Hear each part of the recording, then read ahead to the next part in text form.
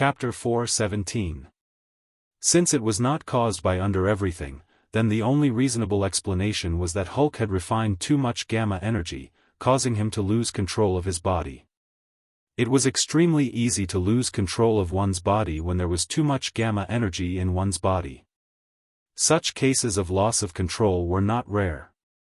However, whether Hulk's previous loss of control was really related to him refining too much gamma energy, Rog could not give a 100% answer yet. Energy overload may only be one of the reasons for Hulk's loss of control. As for whether there were other secrets behind this loss of control, neither Hulk nor Rog knew for the time being. Can you still refine gamma energy now? You don't have to refine a lot, just a little bit will do, just like this. After saying that, Rog covered his right hand with the light blue chakra, making the chakra look like a light blue flame burning in his palm. Hulk doesn't know, Hulk can try. After experiencing the previous loss of control, Hulk had some instinctive repulsion towards refining gamma energy.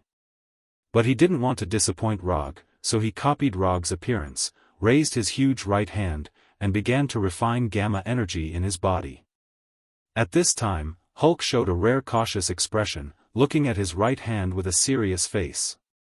1 second, 2 seconds, 3 seconds, time passed little by little, but there was no change in Hulk's raised right hand, neither gamma energy nor green light emitted from it. Rog did not rush Hulk, but patiently waited for the final structure.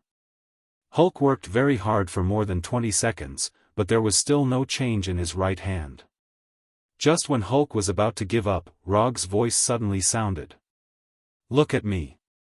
Hulk looked at Rog, and his eyes were unconsciously attracted by Rog's 3-tomo Sharingan. Don't try to control it too deliberately, just like breathing, whether you control it or not, your body will instinctively breathe in and out. At this time, Rog was like a psychiatrist, guiding Hulk with a gentle tone. At the same time, he also silently used the hypnotic ability of Sharingan, making Hulk unconsciously enter a hypnotic state. Gamma energy is the energy you were born with. It's like a cell, existing in every corner of your body. It will be like blood, flowing silently through every blood vessel in your body. Usually, you can't feel its existence. But when you need it, it will appear immediately to strengthen you and heal your injuries. Feel it, accept it. Just like controlling your own breathing, follow its rhythm and slowly control it. If it wasn't for the fact that they were in the middle of nowhere and that he was facing Hulk, Rog felt that he was like a charlatan trying to trick people into joining an unreliable church.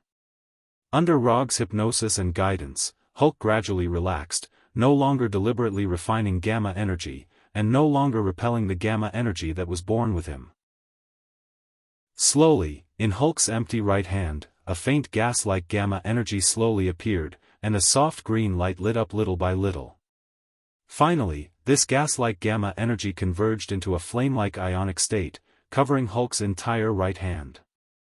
When Hulk's right hand successfully condensed gamma energy, Rog ended the hypnosis and guidance of Sharingan. Hulk did it, Hulk did it. At first, Hulk looked at the gamma energy on his right hand with some disbelief. After confirming that it was the gamma energy that he had refined and condensed, he said excitedly to Rog. "Yes, you did it." Looking at Hulk, who was like getting a new toy, Rog smiled with relief. In the following time, Rog struck the iron while it was hot and shared with Hulk some of his experience in controlling chakra. 3 days passed in a blink of an eye, and when Hulk thoroughly mastered the technique of refining and controlling gamma energy, Rog took Hulk back to the headquarters of the replicas. After these 3 days of special training, Hulk can finally use the gamma energy in his body as chakra. More importantly, he, who has mastered the method of refining and controlling gamma energy, finally doesn't have to worry about losing control because of gamma energy. As long as he doesn't refine excessive gamma energy that he can't control at once, the previous state of losing control will not happen again. After using the portal magic to bring Hulk back to the headquarters, Rog wanted to directly return to the headquarters of Konoha's intelligence agency. However, before he had time to leave, Tawny hurried to him. "Where have you been these days?"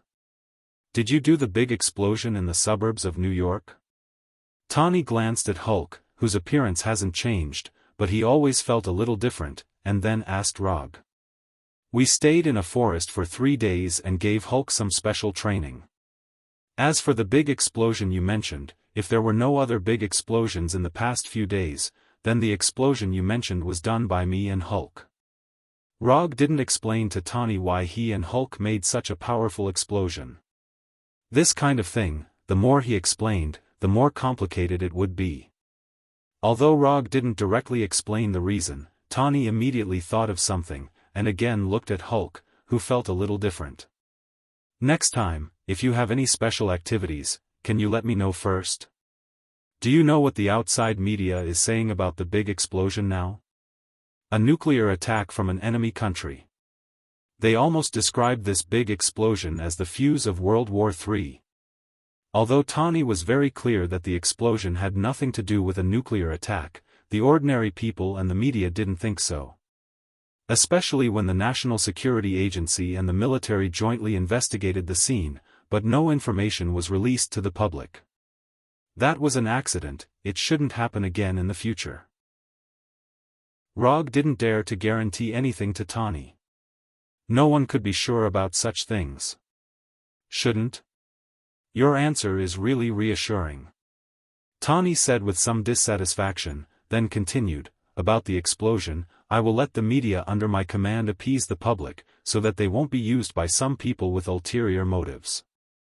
Although Tani didn't say it explicitly, Rog knew that the people with ulterior motives he was talking about were the Skrull people who wanted to see the world in chaos. In addition, the identification device you mentioned has a little problem now. I need a live research subject, if not, a dead one will do. Chapter 4:18. Rog doesn't have any talent in scientific research and development, but he can be a reliable assistant. No problem, I will get you a living Skrull as soon as possible. After chatting with Tani for a while, Rog opened the portal again and returned to Konoha's intelligence agency headquarters. Compared to 3 days ago, Konoha's HQ looked much better. At least from the outside, the damage wasn't as serious as before. However, to completely repair it, it's obviously not something that can be done in just a few days. This is the damage caused by the accident 3 days ago. As soon as Rog returned to his office, Hinata projected the already calculated details of the disaster. Looking at the dense statistical details projected by Hinata, Rog frowned slightly. Although the damage to Konoha's HQ can't be compared to the explosion in the forest, it still caused huge damage. Not to mention the damage to the building, just the hundreds of people who were accidentally injured gave him a headache. Although there were no deaths, Konoha's search for traces of the Skrull became even more passive due to the injuries of these people. Give these injured people the highest standard of treatment and compensation. I don't want them to have the idea of leaving Konoha because of this accident. Rog didn't hesitate and directly ordered Hinata. After arranging the treatment plan for the injured people, he browsed through the disaster situation of Konoha's HQ. The repair and reconstruction of damaged buildings, the repair and replacement of destroyed equipment, a list of categories constantly passed through his eyes. After looking at the final loss in the hundreds of millions, Rog sighed helplessly. If he knew this would happen, he would never have taught Hulk Hashiman Tonku in his private practice. Although Konoha isn't short of money now, a string of numbers that look similar to a phone number still makes him feel a burst of heartache. The specific repair and reconstruction work will be done according to your plan. In addition, send the latest instructions to the special forces outside, let them capture a Skrull and bring them back to the HQ without endangering their own safety. If they can't capture a Skrull alive, bring back a Skrull's body. After he issued a public declaration, most of the action personnel in Konoha's headquarters were sent out.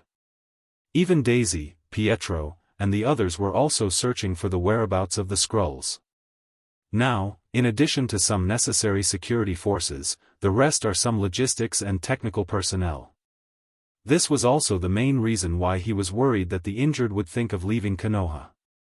It was common for combatants to be injured, so they wouldn't think too much about it. However, it was different for technicians. Their tolerance for injuries was naturally lower. After instructing Hinata, Rog did not intend to continue to stay in the office and directly returned to his room. After living in the wild with Hulk for 3 days, he needed to take care of his personal hygiene and get a good night's sleep. The next morning, after resting all night, he transformed into an ordinary blonde youth and quietly left Konoha's headquarters. Although Daisy and Pietro were now searching for the whereabouts of the scrolls outside, they didn't have a special identification device, so it was difficult for them to find the whereabouts of the scrolls in a short time. In order to solve the problem that Tani encountered in the development of the device as soon as possible, he could only choose to do it himself. After transforming into an ordinary person, he didn't choose to look for the scrolls in Washington, but instead came to New York. After using quantum transmission to reach the top of a building, he took a deep breath, then used chakra perception. Different races have different life energy signals. Even if the scrolls can transform into the appearance of the Earthlings, their life energy signal can't be exactly the same as the Earthlings. Of course, the above is only his guess. Before finding the real scrolls, he can't be 100% sure that his guess is correct. Even the Keri Empire that destroyed the scrolls' home planet couldn't easily distinguish the transformed scrolls. Therefore, the transformation of the scrolls may not have such an obvious weakness. Although sensing life energy is a relatively rare ability, it's not to the point that the Keri Empire's technology can't reach. It wasn't an easy task to detect a scroll hiding in an unknown location in an international metropolis with a population of nearly 10 million. Especially when he doesn't know what kind of life energy signal the transformed scrolls have. Time passed little by little. Rog continuously expanded his sensing range from the inside to the outside, trying to find the scrolls hiding in the crowd. However, after trying for nearly an hour, he helplessly ended his sensing. He can't sense anything. Apart from the special life energy signals he already knew, he didn't find any abnormalities. Perhaps there were some minor anomalies, but in such a large area of general perception, these minor anomalies were directly ignored by him. Even if his chakra can support it, he doesn't have that much time to carefully sense the people one by one. Even if he only needed 1 second to sense a life energy signal, with the current population of New York, he would need nearly 10 million seconds. That's 2,770 hours, a total of 100 days. His wish to use the difference in life energy signals to quickly find the scrolls has been dashed. In that case, the only thing left for him was to roll his eyes at her. However, compared to Chakra's sensing range, Supercilious Eye's range is much smaller. A radius of 10 kilometers. This is the maximum range that Supercilious Eye can reach. Beyond this range, his X-ray vision will significantly decrease, to the point where he can't even see through clothes. More importantly, he doesn't really want to use Supercilious Eye's X-ray vision to search for the scrolls. If he used Supercilious Eye's X-ray vision to search for the scrolls, it would mean that he would have to see through every person's body. Although he can control his X-ray vision to the extent that he can directly see through the body, but no matter what, this kind of act of looking at a person's internal organs is very perverted and disgusting. Simply put, he can't get past his psychological barrier. To look or not to look, that's the question. After seriously considering it for a few minutes, in order to ensure his psychological health, he finally gave up on the idea of using Supercilious Eye.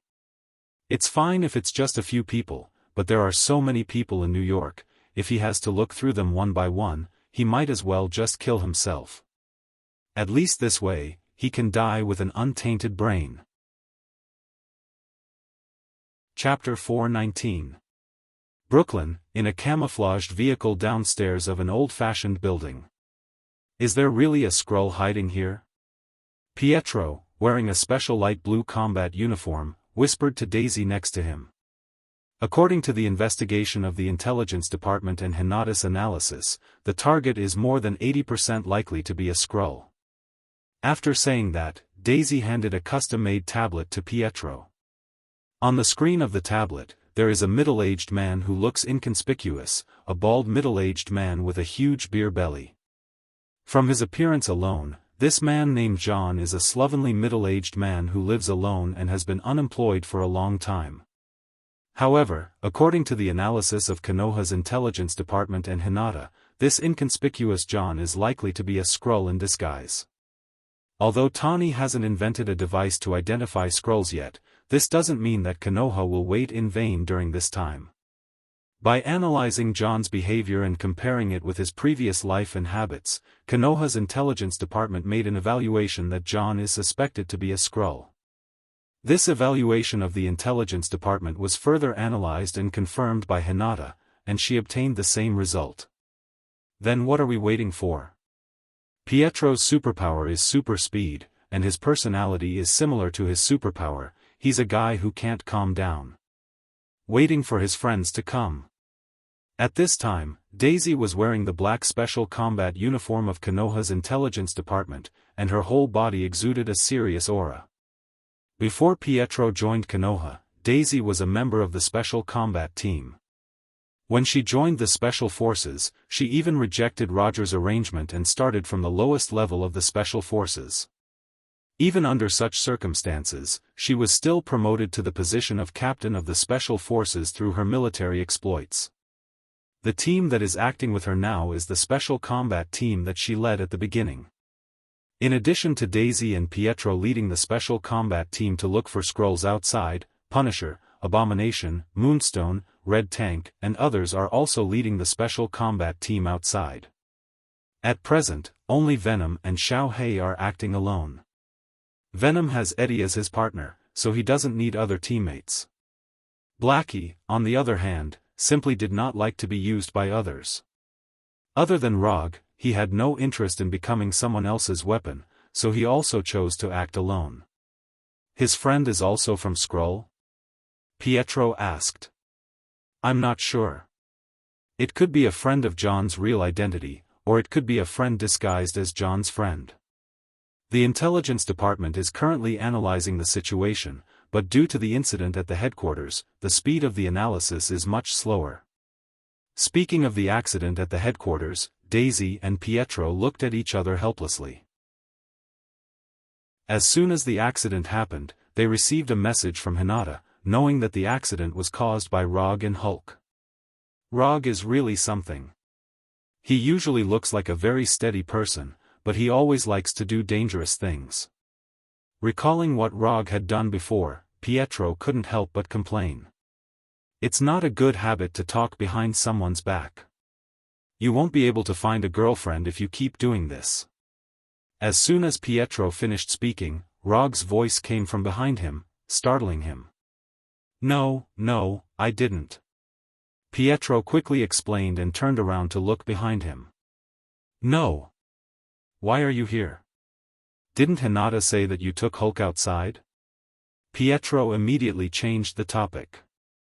I came back yesterday. Chakra's perception didn't work, and he didn't want to look at other people's internal organs one by one, so he used the Flying Thunder God to sense Daisy and Pietro, who were also in New York. Daisy and Pietro still have the Flying Thor jutsu he left on them. After returning to Earth, he didn't have time to remove the jutsu on them. He would never admit that he had completely forgotten about this matter. After all, after practicing in Konoha's hidden village on Tatooine for half a year, he didn't remember leaving jutsu on Daisy and Pietro. If he hadn't sensed these two Flying Thor jutsu when he used Chakra's perception just now, he wouldn't have remembered it at all. After seeing Rog's arrival, the Special Forces members standing behind Daisy and Pietro saluted Rog for the first time. Rog is no stranger to these Special Forces members, and he can even call out each of their names. When Konoha's intelligence agency was first established, Konoha only had a little more than 100 Special Forces members. However, by now, Konoha's Special Forces members have developed to more than 200 people. Even the Umbu directly under him has developed from more than 30 people to more than 60 people. Whether it is these Special Forces members or the Umbu members, they have all been transformed by extremists. Therefore, on their bodies, there is the ultimate seal of the tongue bane placed by Rog. Facing the salute of these Special Forces members, Rog can only helplessly return a salute. How is the situation now? Rog quickly withdrew his gaze from the Special Forces members and asked Daisy, the captain. The one above, there is an 80% chance that he is a Scrooge, and he has a friend who may also be a Scrooge, so we plan to wait for them to meet before we act. Daisy quickly explained, and motioned for Pietro to hand the tablet in his hand to Rog. Room 703. Glancing at the location noted on the screen, Rog opened his Byakugan in front of Daisy and Pietro. Byakugan, activate.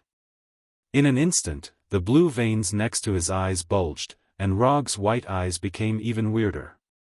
Don't look at me like that, this is my new ability. While speaking, Rog wanted to look directly at room 703 of the building, but when his eyes appeared on Daisy, he unconsciously turned on his X-ray vision. Red, damn it. What am I thinking? After realizing that something was wrong, Rog immediately turned off the X-ray vision of Byakugan and turned his head to look outside. What is this new ability? Rog deliberately omitted the explanation of Byakugan's ability, but Pietro asked immediately. This allows me to see the enemy's attack more clearly. He must not tell them that Byakugan has the ability to see through things, absolutely not. See the enemy's attack clearly? This sounds no different from your previous red eyes. Pietro showed a, that's it, expression. The difference is big, you are still young, you don't understand this, I don't blame you. Rog cut off this topic in time. Chapter 420. In order to prevent Pietro from asking awkward questions, Rog didn't stay in the camouflaged mobile vehicle for too long. He used quantum teleportation and teleported from the car to the roof of the target building. I feel like his eyes are a little weird. He must be hiding something from us. Pietro voiced his opinion. I have the same feeling. When Rog looked at her with supercilious eyes, Daisy suddenly had a feeling that she was completely seen through, as if she wasn't wearing any clothes at all. As a woman, Daisy had an unreasonable intuition in this regard. After teleporting to the rooftop, Roger calmed himself down. At the same time, an idea popped up in his mind. I'm an experienced veteran, how can I still have this kind of panic? This doesn't make sense. Could this be the so-called stimulation of peeping? Rog's thoughts began to wander uncontrollably in his mind. After dozens of inappropriate images unconsciously appeared in his mind, he reacted again. Damn it, it's not over yet, is it? With a thought, he mobilized chakra in his body and let chakra stimulate his brain. In an instant, the wild thoughts in his mind vanished, and what replaced them was a feeling of seeing through the world of mortals, as if the world was nothing but an illusion. After completely calming down, he stood on the roof and focused his gaze on room 703, where John lived. Messy. This was Rog's first reaction after seeing room 703 with supercilious eyes. In this room that seemed to be non-existent, he saw the target of Daisy and the others' operation, the bald middle-aged man named John. After further adjusting the degree of supercilious eyes penetration, he directly saw through John's internal structure. Although Rog was not a professional doctor, after killing so many people with his own hands, he still had a good understanding of the internal structure of the human body on Earth. The first second he saw through John's body, he could basically confirm that this man named John was the legendary Skrull. Although his appearance was no different from an Earthling, his internal structure was completely different from that of a human. I finally found you. After confirming John's identity, he put on the headset he had just gotten from the train and told Daisy and the others about his discovery. Since John was a Skrull, his friend Alan was most likely a Skrull as well. With these two Skrulls and Tawny's intelligence, it wouldn't take long for him to invent a device that could identify Skrulls. Then, it was a beautiful pursuit and killing operation. While waiting for the other Skrull, Alan, Rog carefully sensed John's life energy signal. Compared to humans on Earth, the Skrull's life energy signal was more than 95% similar. If one didn't sense it carefully, it would be easy to overlook it. After thoroughly studying the life energy signal of the scrolls, he dispelled Chakra's sensing ability and patiently waited for Alan's arrival. He didn't know if these scrolls generally didn't have a sense of time, or if only this scroll named Alan was like this. After blowing the cool breeze on the roof for about half an hour, the scroll named Alan finally arrived at John's house. Unlike the greasy John, Alan's human appearance was clearly much better. His body was well proportioned and straight, his hair was lush and clean, and his clothes were neat and tidy. More importantly, this Alan's face was handsome enough and younger. He looked like a college student who had just graduated. When Alan and John stood together, it was like a contrast between a pretty boy and a wretched uncle, like a strong contrast in a postmodern oil painting. Of course, this was Rog's personal opinion. After all, to the scrolls, appearance wasn't important at all. As long as they wanted to, they could change into any appearance. Let's move. Since Alan and John didn't look like super scrolls, Rog didn't plan to personally take action. He handed the task of capturing them to Daisy and the others who had been waiting downstairs for a long time. At this moment, Alan and John were completely unaware of the approaching danger. Now, they were talking in scroll, which Rog couldn't understand at all. Although Rog, who was standing on the roof, couldn't hear their conversation, judging from their mouths, what they were saying now was not the Earth language he was familiar with. A few minutes later, the special forces led by Daisy came to the door of John's room, and like a group of wolves hunting for food, they made the final preparations before the attack without saying a word. What happened next was basically staged like a written script. Breaking the door, suppressing, attacking, subduing, handcuffing, in front of 6 Special Forces members who had been modified by extremists, as well as Daisy and Pietro, who had superpowers, the 2 ordinary scrolls only lasted a few seconds before they were completely subdued. Then they were handcuffed, put on a pure black hood, and directly escorted to the mobile car downstairs. When the camouflage train was completely away from the block, Rog left the roof with the flying thunder god and teleported to the mobile car. "I will take these 2 guys directly to the Avengers headquarters, you guys take a break, and then continue to perform other tasks." After speaking, Rog grabbed the shoulders of the 2 scrolls and used quantum transmission. The reason why he didn't choose to use portal magic is because using portal magic in a moving vehicle is no different from directly cutting the vehicle. Portal is a fixed space entrance and exit, and it will not change its space coordinates because of the movement of the vehicle. At this point, quantum transmission is undoubtedly more suitable. A brilliant aurora-like light lit up in the car. Then, the light disappeared, and Rog and the 2 scrolls also disappeared. Because he didn't know where Tawny's laboratory was located at the Avengers headquarters, Rog chose to teleport to Tawny's office this time. At this time, Tawny was reviewing the information sent back by the action team secretly dispatched by the Avengers in his office. However, in the next second, a brilliant aurora-like light appeared in his office out of thin air. "The research subjects you want, I brought them to you." Before Tawny realized what was going on, Rog took off the hood on Alan and John's heads. "They are scrolls? Are you sure you didn't catch the wrong people?" After carefully observing Alan and John, Tawny asked with some uncertainty. "Of course I'm sure." As soon as his voice fell, Rog took out a flying Thor kunai with his right hand and slashed across Alan and John's arms like lightning. Purple blood that was completely different from that of the Earthlings slowly flowed out of the wound. Chapter 421. Purple Blood. Seeing the purple blood that didn't belong to an Earth creature, Tawny no longer had any doubts and immediately arranged for the guards to send the 2 scrolls to his laboratory. "I'll leave the rest to you. If you need anything else, you can contact me at any time." After handing over the 2 scrolls to Tawny, Rog didn't intend to continue staying at the headquarters. Although his relationship with Tawny is quite good, his reputation in the Alliance isn't very good.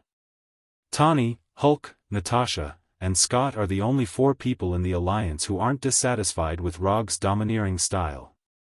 As for Rogers and the other members of the American team, they more or less had some complaints about him. Especially after he openly threatened the protesters in the live news broadcast, their evaluation of Rog became lower and lower. If it weren't for the fact that Roger was far stronger than them, perhaps Rogers would have brought the special forces of the United States to capture him at any time. However, Rog didn't care about the dissatisfaction of Rogers and the others. "I like it when you don't like me, but can't do anything to me.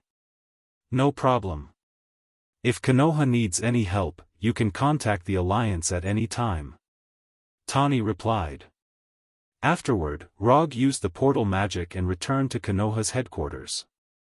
Both Konoha and the Alliance's special forces are outside searching for scrolls. The only difference is that Konoha openly sent out their special forces, while the Alliance can only send out their special forces secretly. After all, the Alliance is different from Konoha. Konoha can completely ignore people's evaluation and opinions, but the Alliance can't. After handing over the 2 scrolls to Tani, Rog didn't go out to look for scrolls again. He had no interest in these ordinary scroll people. Unless Daisy and the others find the legendary super scrolls, he won't make a move. A week passed in the blink of an eye. When Rog played the Kree Empire console game in Konoha's headquarters for a whole week, he finally received a call from Tani. "Come over, the first-generation identification device has been invented." Tani didn't say anything and went straight to the point. "Okay, I'll be right there." After hanging up the phone, Rog opened the portal connected to Tani's office and directly walked in. At this time, a lot of members of the Alliance gathered in Tani's office. Rogers, Natasha, Hawkeye, Hallucination, Colonel Road, obviously, Tony had also called back all the American team members who were out on the mission. However, Rog didn't see Hulk. "Where's Hulk?" Roger nodded at Natasha and Scott, then asked, "What's the matter?" "He's practicing the new move you taught him in the training room. He hasn't left the training room for many days, and he has no intention of letting Dr. Banner come out." Having said that, Tani looked at Rog with a complicated expression. If it weren't for Hulk's unwillingness to return his body to Dr. Banner, he wouldn't have to do everything by himself. Tani is good in the field of mechanical technology, and biology is not in his research scope. Dr. Banner is the most suitable person to study alien creatures like Skrulls. You have to learn to respect Hulk's choice. If you always force Hulk to do things he doesn't like, he will become more and more rebellious. Rog explained to Hulk. It is precisely because the Alliance always forces Hulk to do things he doesn't like that Hulk has never gotten along with the people of the Alliance. Although Hulk is very powerful, he can't always be used as a weapon and tool. Let's not talk about this for now. Let me introduce you to this instrument to identify Skrulls. After that, Tani pointed to the instrument on the desk, which looked like a thick tablet computer. Through detailed research on the 2 Skrulls, I found a way to identify them. Tani picked up the instrument on the desk and pressed the start button. We can't see through the disguise of the Skrulls with just the naked eye. However, when studying their purple blood, I found that there is some extremely weak special radiation in their blood. After a detailed study of the special frequency of the radiation, I have successfully identified this radiation frequency alone. Since there is a special frequency of radiation, the next thing is very simple. The principle of this identification instrument is similar to a nuclear radiation detector. The only difference is that this instrument can only identify the special radiation in the blood of the Skrulls. After that, Tani handed the instrument in his hand to Rog, then continued, through the camera on the instrument, we can identify the special radiation in those people. Red is a normal human from Earth. Purple is a Skrull. Because this is the first-generation version, the detection range is only about 100 meters. Rog picked up the instrument in his hand and operated it briefly, then scanned everyone in the room. Tani's explanation was clear enough, but Rog soon found something wrong. Tani and Captain America's scan result was indeed normal human red. However, when he scanned himself and the illusion, he saw colors other than red and purple. The illusion scan result was yellow, while his scan result was blue. What do blue and yellow mean? Rog asked Tani. Nothing special. Simply put, you and the illusion emit radiation. As for whether this radiation will affect the people around you, unless you are willing to let me study you in detail, I can't give you a definite answer. Tani said casually. Although Tani said it casually, after he finished, Rog found that the eyes of Natasha and the others became a little strange. If it wasn't red, it meant that they weren't normal humans. The illusion is relatively easy to understand. After all, he is a robot with autonomous consciousness. But Rog is different. He is a native of Earth. Rog ignored the strange eyes of Natasha and the others, handed the instrument back to Tani, and began to think quickly in his mind. Is this the aftereffect of practicing chakra? Or is it because of the increase in strength that he began to evolve in the direction of aliens? There are a total of 20 sets of this instrument. Compound and Konoha will share equally, 10 sets on each side. When Rog wondered whether he had begun to evolve in the direction of aliens, Tani asked the staff outside the room to move the remaining 19 sets of identification instruments in. Chapter 422. Although this device can only identify scrolls within 100 meters, it's undoubtedly a huge improvement compared to searching for scrolls through data analysis. With this device, Konoha's intelligence department no longer needs to compare the data of suspected targets and analyze whether they've been replaced by scrolls. Good job. Everyone in the room picked up the device and started operating it, then expressed their approval of Tani's work. Tani may not be the most powerful superhero in the Avengers, but he's definitely the most irreplaceable existence in the Avengers. Without Tani's brain, the Avengers wouldn't have developed to this point. I'll accept the device. But if you have time, you can try to upgrade it. 100 meters is still too small. No problem. Once I develop a new version, I'll inform you as soon as possible. After receiving Tony's reply, Rog opened the portal connecting to his office and returned to Konoha's office with the 10 sets of identifiers that belonged to Konoha. Hinata, arrange for people to send out the device. It's time to give these scrolls a surprise. Rog said to Hinata. Okay. It didn't take long for 2 Konoha staff in black uniforms to come to Rog's office and took out the device on the table. The problem of how to identify scrolls has been solved. The next step is naturally to capture and kill them. However, Rog still has no plans to take action. Unless Daisy and the others find a super scroll, he won't do it himself. Capturing ordinary scrolls is not a challenge for him at all. If he has the time, he might as well clear a few more Kree Empire games.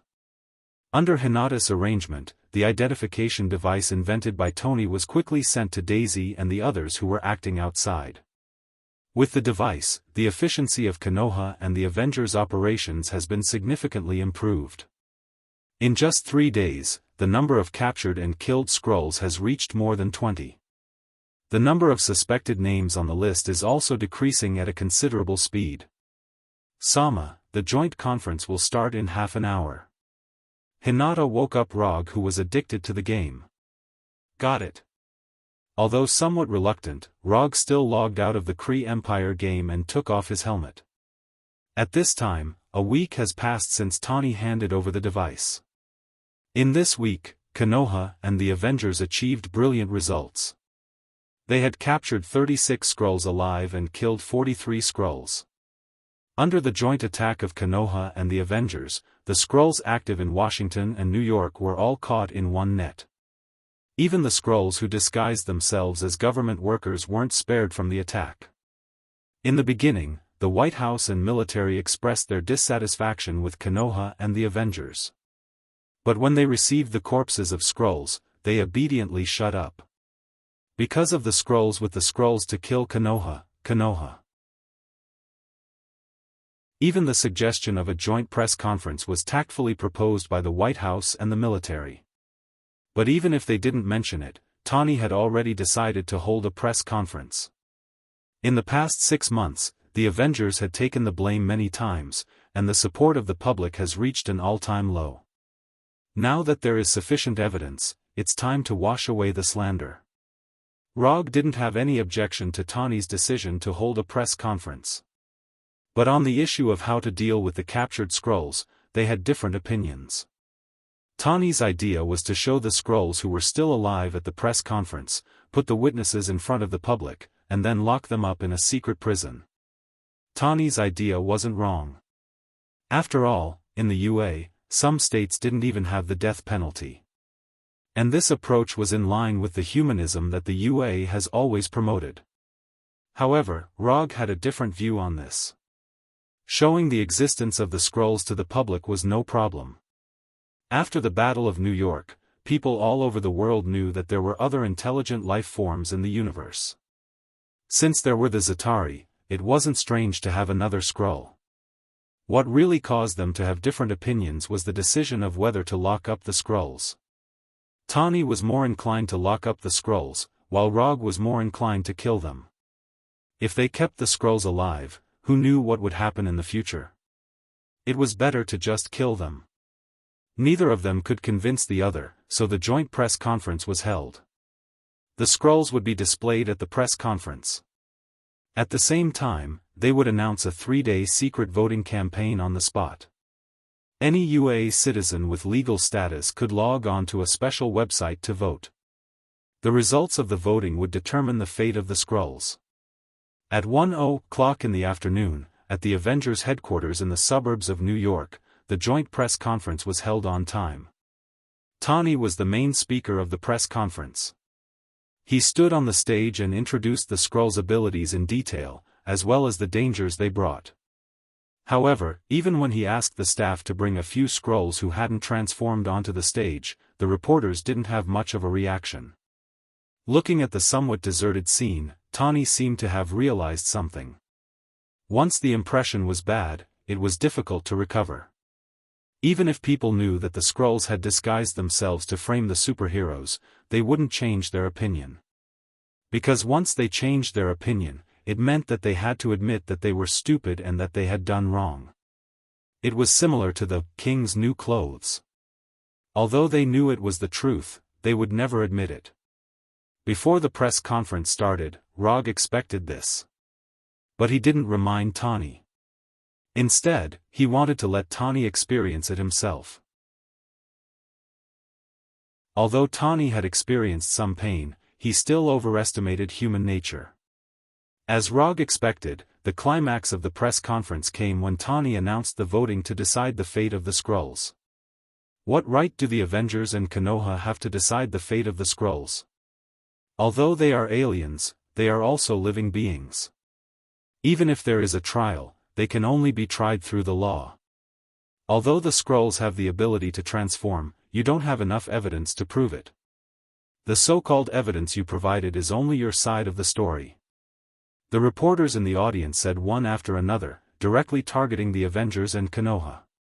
The reporters who were not interested in Tani's evidence now stood on the moral high ground and began to refute with righteous words. Looking at the suddenly agitated reporters, Tani was stunned. Then, he looked at Rog, who was sitting on his right. Chapter 423. Looking at Tani's pleading eyes, Rog suddenly missed the Tani before he became Iron Man. Although Tani didn't know him at that time, he had seen a lot of news reports and live broadcasts about Tani. The arrogant genius and playboy from back then was completely gone. It had to be said that the identity of a superhero could really change a person.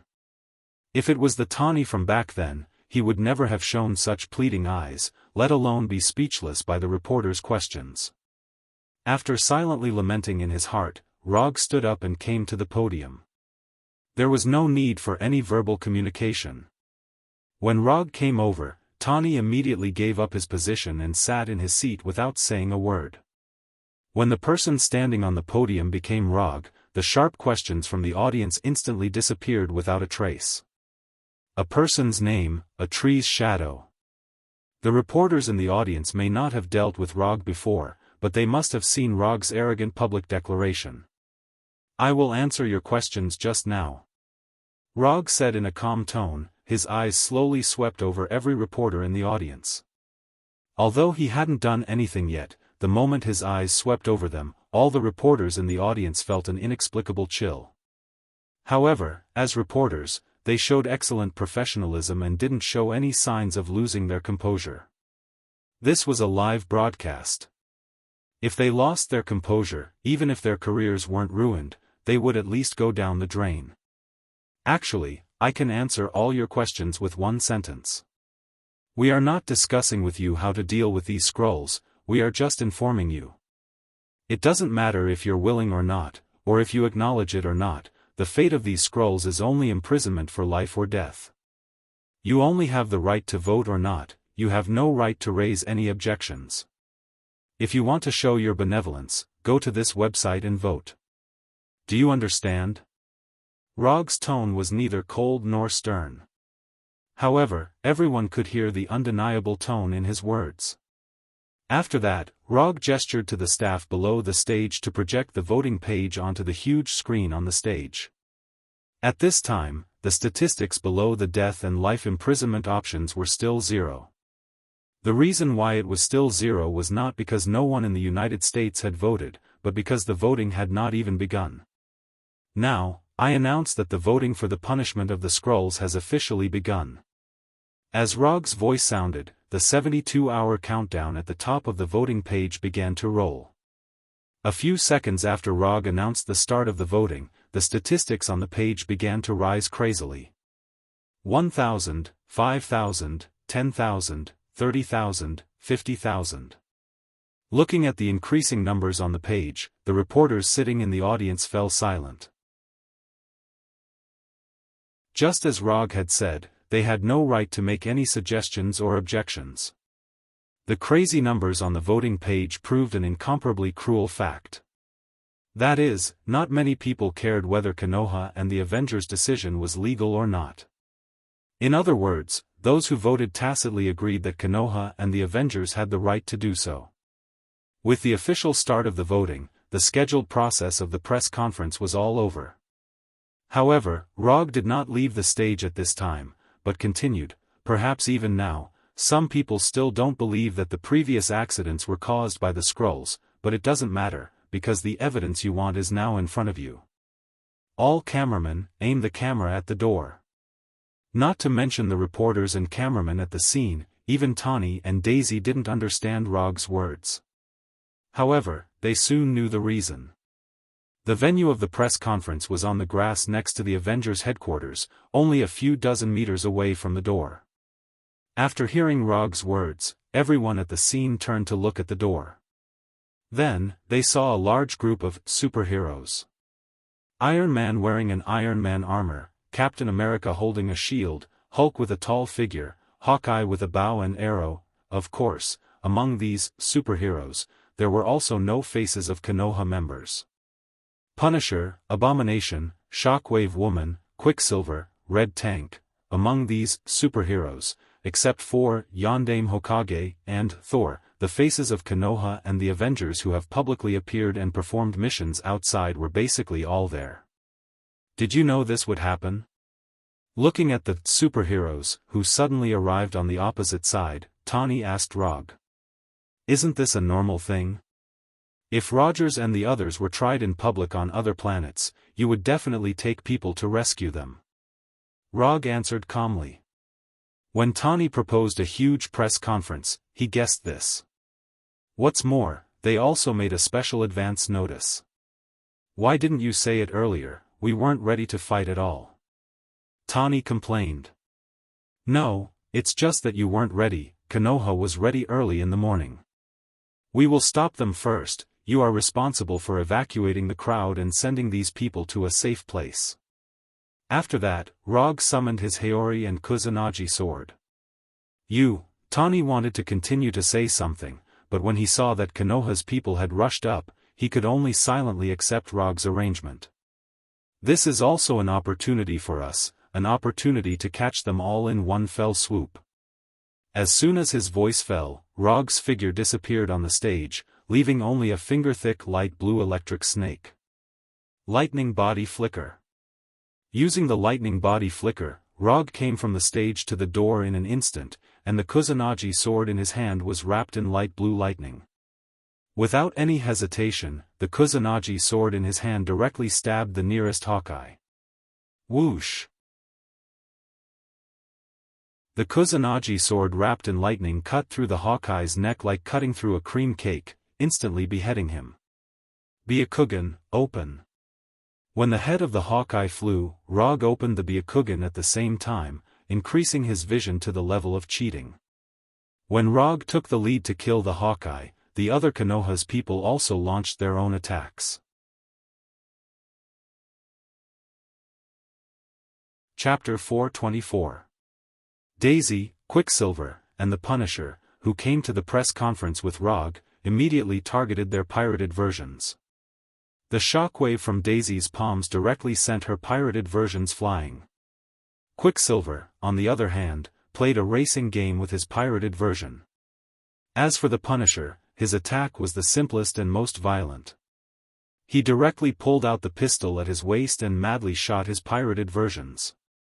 Although Daisy and the others first entangled their pirated versions, there were more than a few pirated heroes present at this time.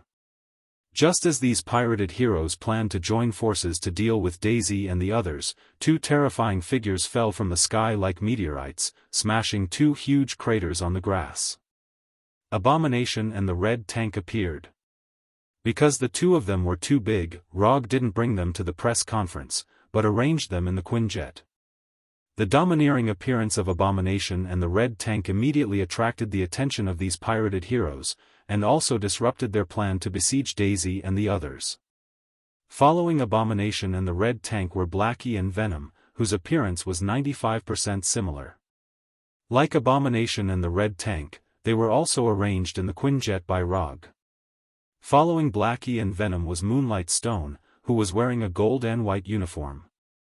Although she was the last to appear, the way she appeared was the most eye-catching. Moonlight Stone herself hadn't flown to the scene yet, but the energy shockwave she fired had already arrived in the crowd of pirated heroes. Boom! Boom! A huge explosion suddenly sounded, and the shockwave of the explosion directly blew away the smaller pirated heroes. Except for Dr. Lizard and Walter, all of Konoha's main forces were present. As for the special forces and the Umbu, Rog didn't give them any tasks, but let them stay in Konoha's headquarters. Today's battle was a battle between the original and the pirated version. Although the Skrull side had the advantage in numbers, the Punisher and the others relied on their own strength to make up for the disadvantage in numbers. The Skrull's transformation ability was indeed very good, and the abilities they created with their technology were indeed very realistic. But pirated versions were always pirated versions. In front of the original Punisher, these pirated versions had no advantage except for the advantage in numbers. While Konoha's people entangled these pirated heroes, the Avengers didn't stay idle and quickly evacuated the reporters and other innocent people present. Just as Tani and the others were evacuating the crowd, a tall green figure came to their side. The person who appeared was none other than Hulk, who practiced the Hashiman Tonka day and night in the training room. Hulk, you're here, great. Do you see those people who look exactly like us? Go up and beat them up hard. Tani said to Hulk. What about the others? Hulk pointed to the people of Konoha. You don't have to care about them, you just have to beat up those people who are pretending to be the Avengers. You are, he. Hulk nodded his head in agreement with Tony's statement. However, Hulk didn't rush directly to the Skrull people as Tani imagined, but instead, he took a deep breath in front of him. What does this mean? Is he calming himself down? Because Tani has been busy with the Skrull people, he didn't know what Rog taught Hulk. But in the next second, Tani saw a completely different Hulk from his memory. Gamma energy exuding a strange green light appeared on Hulk's body, as if it was covering him with a layer of energy.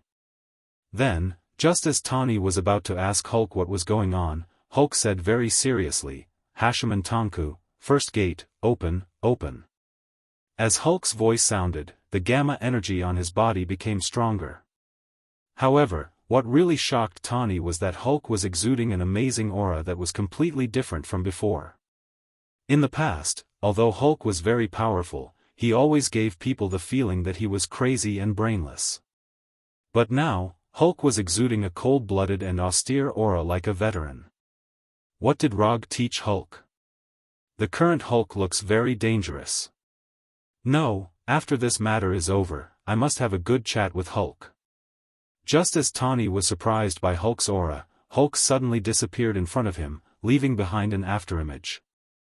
Then, he heard a collision sound like an explosion. After opening the first gate, Hulk lifted the restrictions on his brain and used 100% of his physical strength for the first time. After using all of his physical strength, Hulk showed an amazing speed that far exceeded his previous speed. His whole body was like a train as he crashed into the Skrull people, knocking away the Skrull people who had transformed into him. Before Hulk had even opened the first door, Rog had already sensed his presence. Byakugan's 360-degree vision without blind spots allowed him to clearly see everything that was happening around him. If he wanted to, he could even see through everyone's body. However, he did not do that. Instead, he moved forward as if he was taking a stroll, casually killing Black Widow and Captain America. These Skrulls who had transformed into Black Widow and Captain America were ordinary Skrulls. Although they had tried very hard to imitate the strength of the real Skrulls, in front of Rog, even the real Black Widow and Captain America couldn't hold on for long. At this time, Rog wasn't picking on soft persimmons. Instead, he was trying to clear the battlefield as much as possible so that the next battle would have a bigger stage. After searching for a while, he successfully found the Super Skrull that he had been thinking about for a long time among these counterfeit goods. 3. Among these Skrulls, there were only 3 Super Skrulls who had transformed into Super Skrulls: Hulk, Quicksilver, and Shockwave Girl Daisy. Although they were hidden among the ordinary Skrulls, Rog's Byakugan completely saw through their disguise. After killing another Hawkeye, he arrived in front of the Super Skrull who had transformed into Daisy. Don't think about fishing in troubled waters. I know you're a Super Skrull. Go all out. After cleaning up the insensible trash around him, Rog said to Daisy. After discovering that she had been completely exposed, this Daisy had no intention of continuing to hide. She raised her hand and released a strong shockwave that wasn't much weaker than the real Daisy. Chapter 425. The invisible shockwave created ripples in the air and attacked Rog at an astonishing speed. However, for Rog, who was already used to this kind of shockwave attack, the attack from Daisy was too slow. In the blink of an eye, Rog disappeared from his original position, leaving behind a finger-sized light blue electric snake. Then, his voice sounded behind the fake Daisy. You're too slow. Following his voice, the Kusanagi sword in his hand stabbed straight at the back of Daisy. Without enough time to dodge, Daisy made a counterattack that was within Rog's expectations. Boom! With himself as the center, he unleashed a 360-degree shockwave without any blind spots. This was both an attack and a defense. Although Daisy had never fought with Rog before, all the Skrulls, including him, had studied Rog's fighting style in detail. Strength, speed, technique, energy release. In the internal investigation report of the Skrulls, most of Rog's fighting attributes could be said to be perfect. This was also the reason why these Skrulls had never disguised themselves as Log. With their technology and strength, the Rog that they disguised as was extremely flawed. Even if they used it to fool ordinary people, the Rog that they disguised as was not enough to pass off as the real deal. Therefore, in order to prevent their disguise plan from being exposed, they gave up on the idea of disguising themselves as Rog. However, in Rog's perfect fighting attributes, they discovered a weakness of Rog. To be precise, it could not be considered a weakness. It was just that compared to his other attributes, this attribute was obviously a few levels lower. Constitution. Because he was an earthling, Rog's constitution was not very outstanding. Not to mention the races in the universe that specialized in constitution, even compared to some ordinary races in the universe, Earthling's constitution was obviously inferior. Under normal circumstances, Rog's constitution was not particularly strong, but it was enough to be his fatal weakness. However, this deficiency in his physique was made up for by his speed that surpassed that of an ordinary person.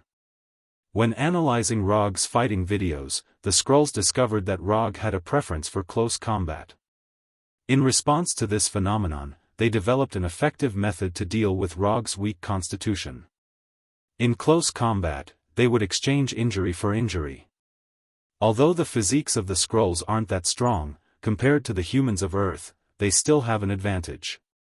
As long as they could severely injure Rog, not to mention exchanging injury for injury, even exchanging life for injury would be worth it. Although Super Skrulls were rare, they weren't like Log, where there was only one of them. More importantly, they discovered that Rog played an irreplaceable role in Konoha. Once Rog dies, even if Konoha doesn't immediately fall apart, it will be divided into several different forces. In other words, as long as they succeed in killing Rog, it not only means that they got rid of a very troublesome enemy, but it also means that they have caused irreparable damage to Konoha. In a way, the Skrull people's findings weren't wrong. It's just that there was a small problem, that is, their intelligence was a bit too outdated. Before he became a sage, his constitution was indeed Rog's weakness. At least compared to his other attributes, his physique was only equivalent to a strengthened earthling. However, with the continuous growth of his sage body, this weakness of his constitution was quickly made up for. Although Rog still had the title of an earthling, his constitution was not inferior to an Asgard. In fact, his constitution was not worse than the Asgard's, it was even better than most of the Asgards. Before he went to rescue the kidnapped Hulk, his hand-to-hand combat with Thor proved this point.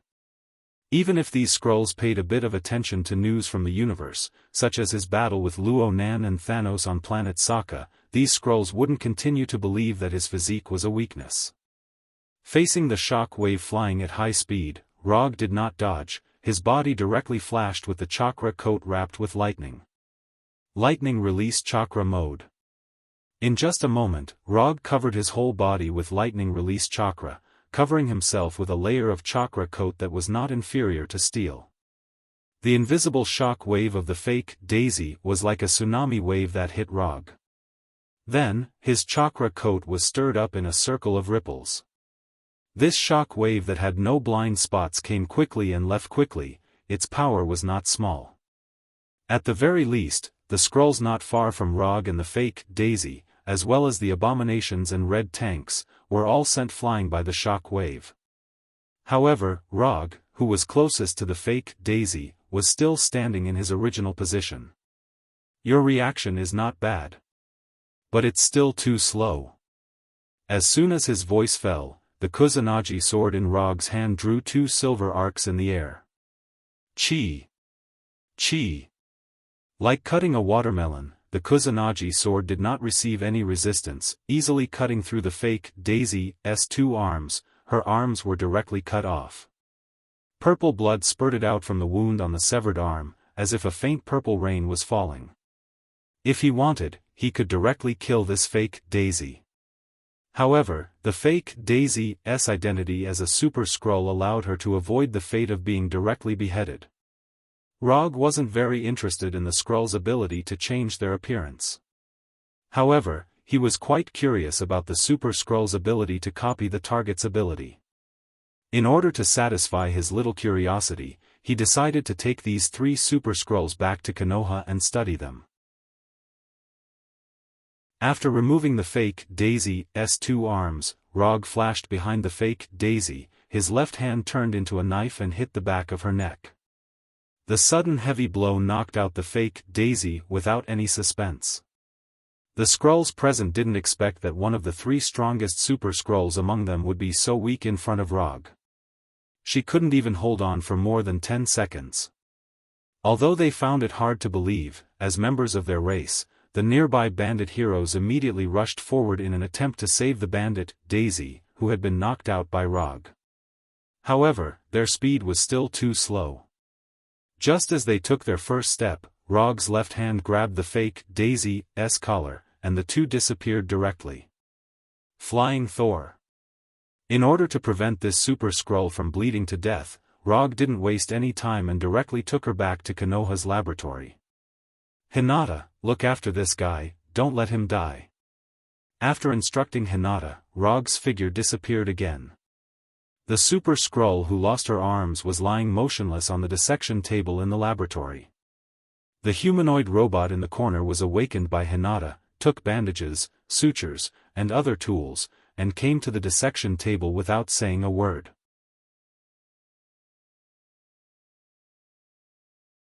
Chapter 426. Although Hinata didn't know what Rog was going to do to the seriously injured Super Skrull, since Rog had ordered her to do so, she would never let this Super Skrull die. Under Hinata's control, the three medical robots quickly treated the seriously injured and unconscious Super Skrull. After bringing the fake Daisy back to the laboratory at Konoha's headquarters, Rog immediately returned to the Avengers' headquarters. At this time, the Skrull disguised as heroes were still fighting with Konoha and the others. However, the most eye-catching thing now wasn't the members of Konoha or the heroes, but Hulk. After opening the first gate, Hulk lifted the restrictions in his brain and exerted 100% of his physical ability. Now, Hulk is using his actions to prove what it means to be unstoppable. Although only Hulk is participating in the battle on the Avengers side for the time being, he, who opened the first gate, blocked more than 20 heroes with his own strength. A Black Widow with a punch, a Hawkeye with a kick, and a few Ant-Men with a kick. Although the unrelated personnel in the Avengers headquarters have been completely evacuated, the broadcast of the battle has never stopped. Through the live broadcast, countless people saw the battle scene of Hulk killing the heroes crazily. Watching these knockoff heroes die one by one in the hands of Hulk, who was emitting green light all over his body, the audience on the other side of the TV couldn't help but have the same thought. Hulk, the strongest Avenger. After returning to the battlefield, Rog paid a little attention to Hulk's battle for a few seconds, and then focused on the fake Quicksilver, who was competing with the real Quicksilver in speed. This fake Quicksilver is also a Super Skrull and is one of the research targets that Rog must bring back to the laboratory. Compared with the battles of others, the battle between the real Quicksilver and the fake Quicksilver seemed a bit ordinary. To be precise, it's not ordinary, but not many people can see the specific situation of their battle. In the eyes of others, the two of them are like two flashing ghosts, constantly appearing in every corner of the battlefield. Lightning body flicker. Without any hesitation, Rog immediately joined the speed competition between the two Quicksilver. Compared with the first time they met, Quicksilver's speed has improved a lot. However, he's not the only one whose speed has improved. Within a few seconds, Rog, who was in the state of lightning body flicker, appeared in front of the two of them. Rog's appearance made the real Quicksilver and the fake Quicksilver stunned. Then, a completely different look appeared on their faces. Quicksilver's face, of course, was an expression of excitement. Having competed with Logue in terms of speed, he knew very well what kind of speed Logue possessed. With Rog's help, he was confident that he could solve this problem in a short period of time. Of course, the original Quicksilver was happy to see Roger join, while the counterfeit Quicksilver showed a very dignified look at this time. Speed had always been Logue's forte. Quicksilver was to be very well know this. Just as he was thinking about how to get rid of the joint attack of Rog and Quicksilver, he saw a completely incomprehensible picture. Using lightning body flicker, he instantly appeared in front of the real Quicksilver and the fake Quicksilver. Without any hesitation, Rog made his move. However, his target was not the fake Quicksilver, but the real Quicksilver. Did I mistake him for someone else? This thought quickly emerged in the mind of the fake Quicksilver. Even the real Quicksilver showed a puzzled look after seeing Rog's right hand grabbing him like lightning. Rog, who was using Byakugan, certainly wouldn't mistake him for someone else. What he wanted to catch now was the real Quicksilver. In just a moment, Rog's right hand, which was wrapped in chakra and lightning, grabbed Quicksilver's shoulder. Then, his right hand suddenly exerted force and threw Quicksilver, who was running at high speed, out. After doing all this, he turned and chased after the fake Quicksilver. This fake Quicksilver, who was transformed from a Super Skrull, could be solved by him alone. Leaving Quicksilver here is a pure waste of combat power. Although Quicksilver didn't know what Rog was planning, he didn't suffer a serious impact after being thrown by Rog. Instead, he fell into the crowd of heroes in a relatively gentle way. Quicksilver wanted to catch up and ask, but the bandit heroes around him helped him put an end to this idea with their actions. At this time, although Rog was far away from the main battlefield, he could still clearly see everything happening on the battlefield with his Byakugan. After confirming that Konoha's people were not in danger for the time being, he focused his attention on the crazy running fake Quicksilver in front of him. Although this fake Quicksilver tried to rejoin the main battlefield, so as to use his super speed to attack Konoha's people. But Rog told him a fact with his own actions, that is, don't even think about it. At this super speed that exceeds the speed of sound, ordinary ninjutsu can't hit the fake Quicksilver at all. After confirming that Konoha's members on the main battlefield were not in danger with his Byakugan, he closed his Byakugan. 3 Tomo Sharingan, open.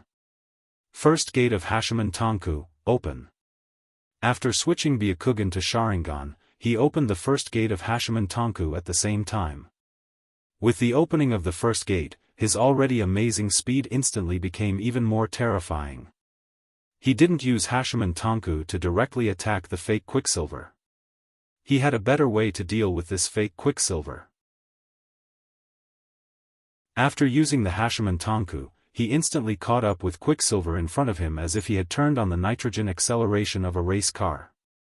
Sharingan, Golden Bind Genjutsu. When the fake Quicksilver looked at him in shock, Rog used Sharingan Genjutsu on him. The moment he saw Rog's Sharingan, the fake Quicksilver had already realized that something was wrong. However, at this time, there was no way for him to change his fate. Under the state of extreme speed, the fake Quicksilver instantly lost control of his body, and his whole body seemed to be completely solidified. Then, his body couldn't move, under the action of inertia, like a rolling bowling ball, he hit the outer wall of a nearby building. Boom! The uncontrollable knockoff Quicksilver crashed through the outer wall of the building, and the whole person rolled into the building in an extremely embarrassing manner. When the fake Quicksilver finally stopped rolling, Rog, who was wrapped in a light blue chakra coat, came in front of him and looked at the scar-covered fake Quicksilver. The second Super Skrull was in his hand.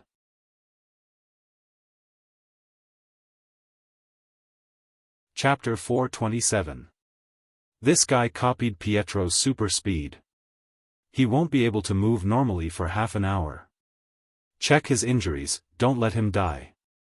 After you're done, find a room and lock him up. After bringing back the immobile Quicksilver, Rog told Hinata.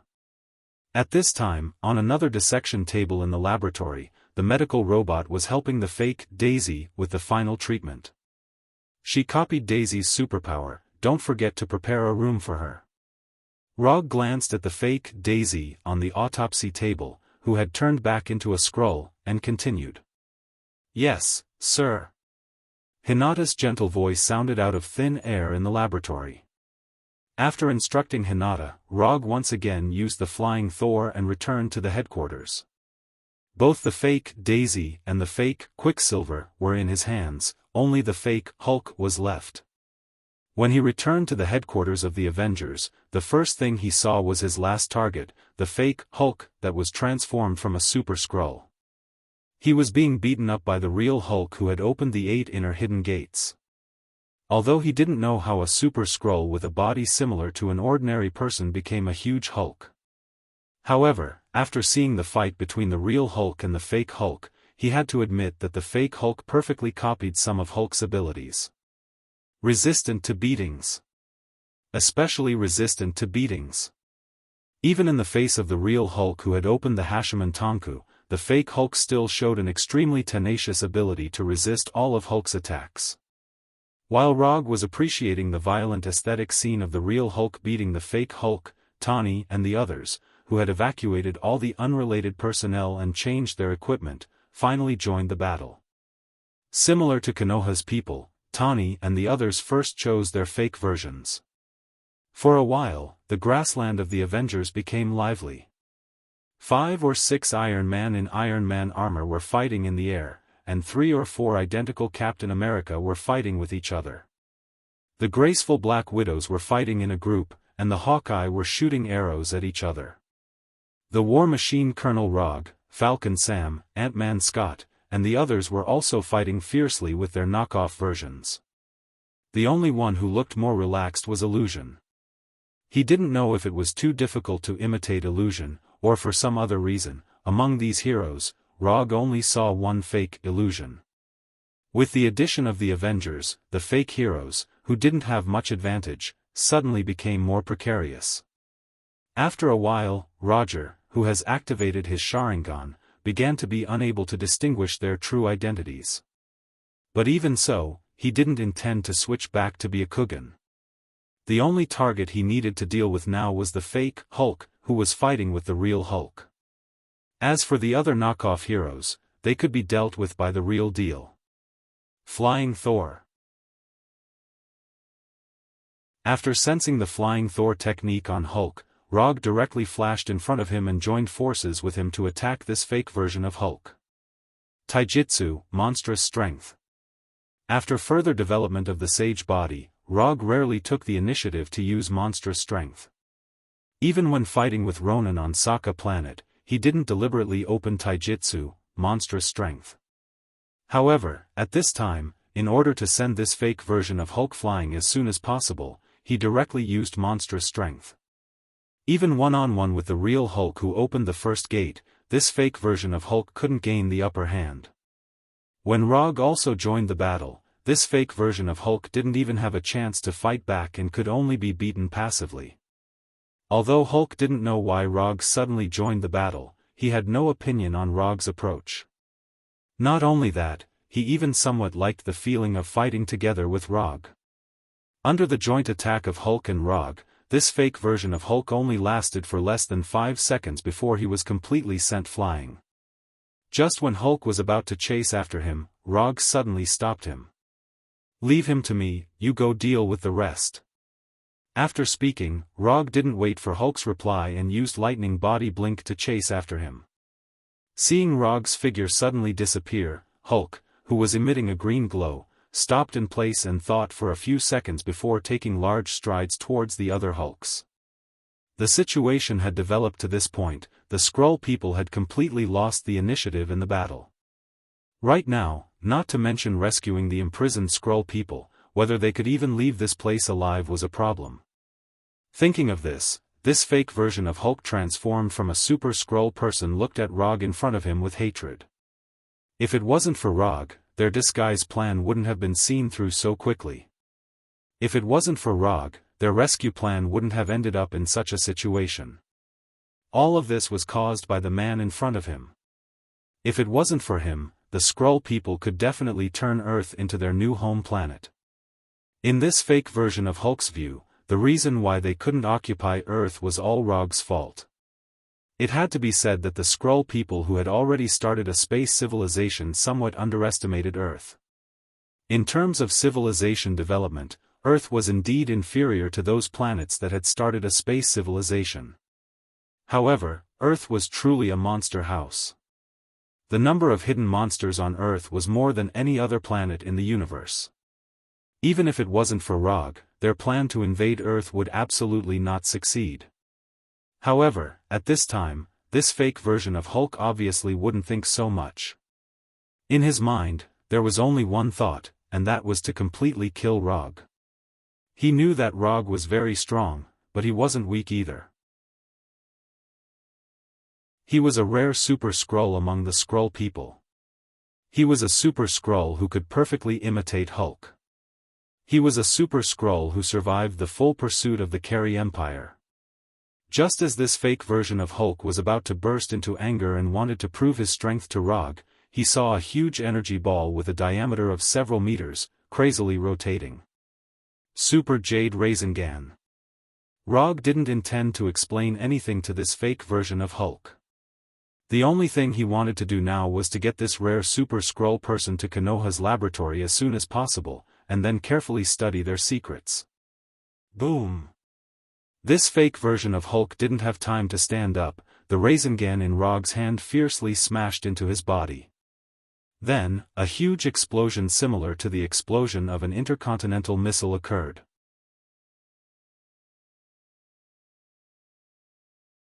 Chapter 428. The huge explosion resounded throughout the headquarters of the Avengers, immediately attracting everyone's attention. When the people of Konoha and the Avengers saw that the explosion was caused by Rog, they chose to ignore it. For Rog, making this kind of shocking explosion was a basic operation, nothing to make a fuss about. But for the Skrulls, Rog's attack was something they couldn't imagine. They couldn't understand how Rog, an Earthling, could have such powerful strength. This kind of strength was even stronger than Ronin, the one who brought indelible painful memories to their race. It has to be said that the intelligence of these Skrulls was not just a little bit behind. In their hearts, Luo Nan, the demon-like manipulator, was defeated by Luo Gu. Moreover, it was twice. This once again proved how important it was to understand one's opponent in advance before carrying out certain secret plans that could not be divulged to outsiders. The Okodama Rasengan smashed into the body of the knockoff Hulk. Not only did it completely dispel his thoughts of standing up, but it also made him more intimate with the ground. The green grass had disappeared, and in its place was a large hole with a diameter of nearly 10 meters. The knockoff Hulk, who tried to kill Rog, was located in the center of the hole. Although the power of the Okodama Rasengan was very strong, it wasn't enough to kill this Super Skrull who transformed into Hulk. However, Rog didn't expect this Okodama Rasengan to be able to deal with this knockoff Hulk. For him, this kind of thing was as simple as breathing. Although casting the Okodama Rasengan required a lot of chakra, right now, he didn't lack chakra. When he just crossed over to this world, he yearned for the existence of chakra. And now, with the Rokubi's chakra and the Yonkyubi, he finally felt a little bit of chakra. The reason why Hashirama was able to pacify the chaotic world, in addition to his unreasonable sage body and Mokutan, more importantly, he had chakra in the truest sense. It was also because of this amazing amount of chakra that Hashirama's wood could catch the Kyubi's Bijidama with his bare hands. It was also because he had Chattanooga that he could use the heaven-destroying and earth-exterminating immortal technique, would release, True Thousand Hands, Buddha on top. Although Rog has also developed the sage body to a certain extent, there is still a big gap between him and Hashirama's peak state. If he develops his sage body to the limit, coupled with the complete Kyubi, he is confident that he can display a more powerful attack than Hashirama at his peak. However, this beautiful future was still a little far away from him. Putting these fantasies that he couldn't do for the time being, Rog once again displayed the Super Jade Rasengan.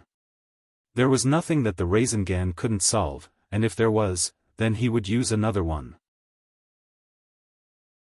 Now, Rog intended to once again implement this truth that had been proven countless times.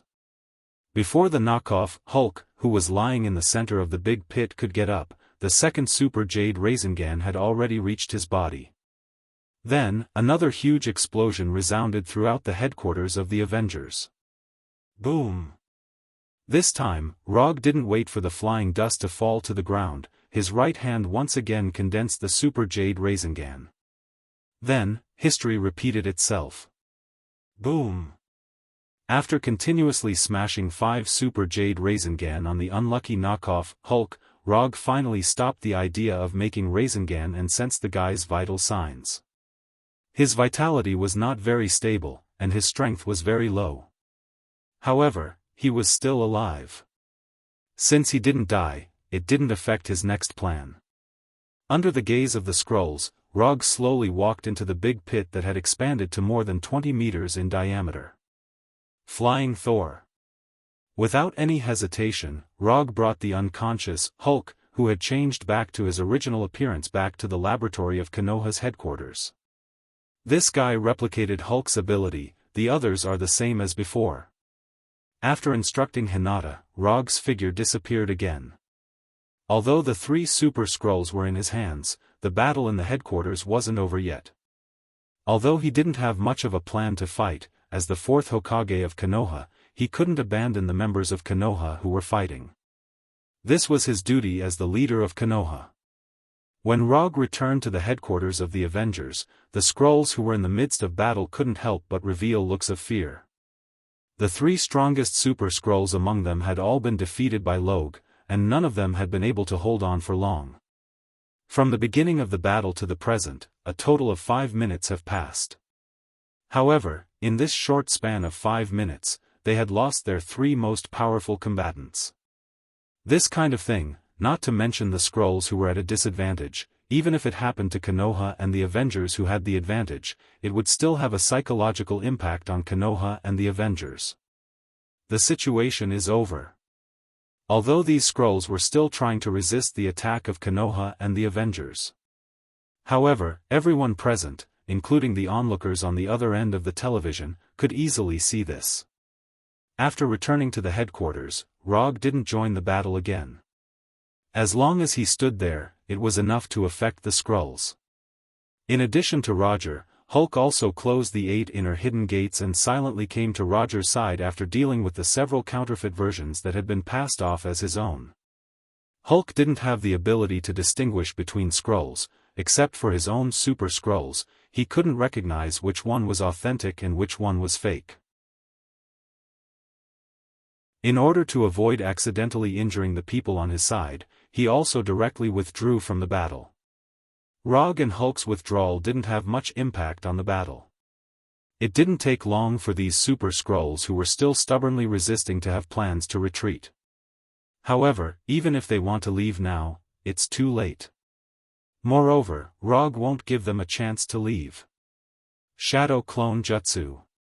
Rog summoned 4 shadow clones that looked exactly like him. Then, these 4 shadow clones rushed to the east, west, north, and south directions. For violet flame formation. When these 4 shadow clones arrived at the predetermined location, they simultaneously cast the 4 violet flame formation. A purple square-shaped barrier rose into the sky, covering the entire headquarters. The 4 violet flame formation is one of the small results of Rog's research in the past 6 months in Konoha's hidden village.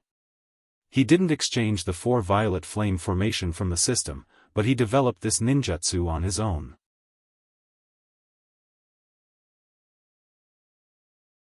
Chapter 429. In the beginning, Kuroto planned to develop the 6 red yang formation that was once used by the Jubi's Jinchuriki, Uchiha Obito. The 6 red yang formation is more powerful and has a larger range. However, the difficulty of developing the 6 red yang formation is too high to the point that he can't control it.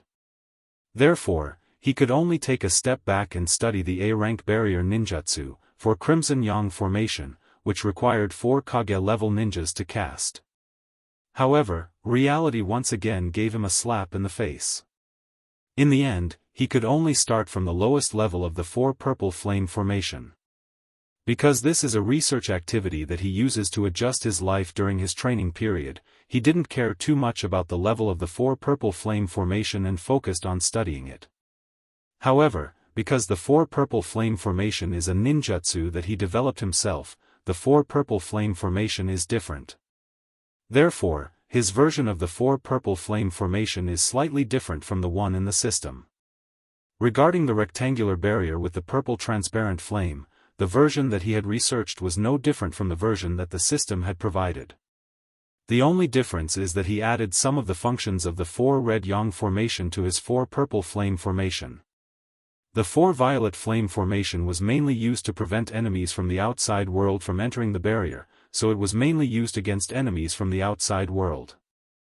Although the 4 purple flame formation can also prevent enemies from leaving the barrier, the difficulty of destroying the 4 purple flame formation from the inside is not very high. In order to make up for this, he added some of the functions of the 4 red yang formation and the 6 red yang formation to his 4 purple flame formation. The 4 red yang formation and the 6 red yang formation can not only prevent external enemies from entering the barrier, but also prevent enemies from escaping.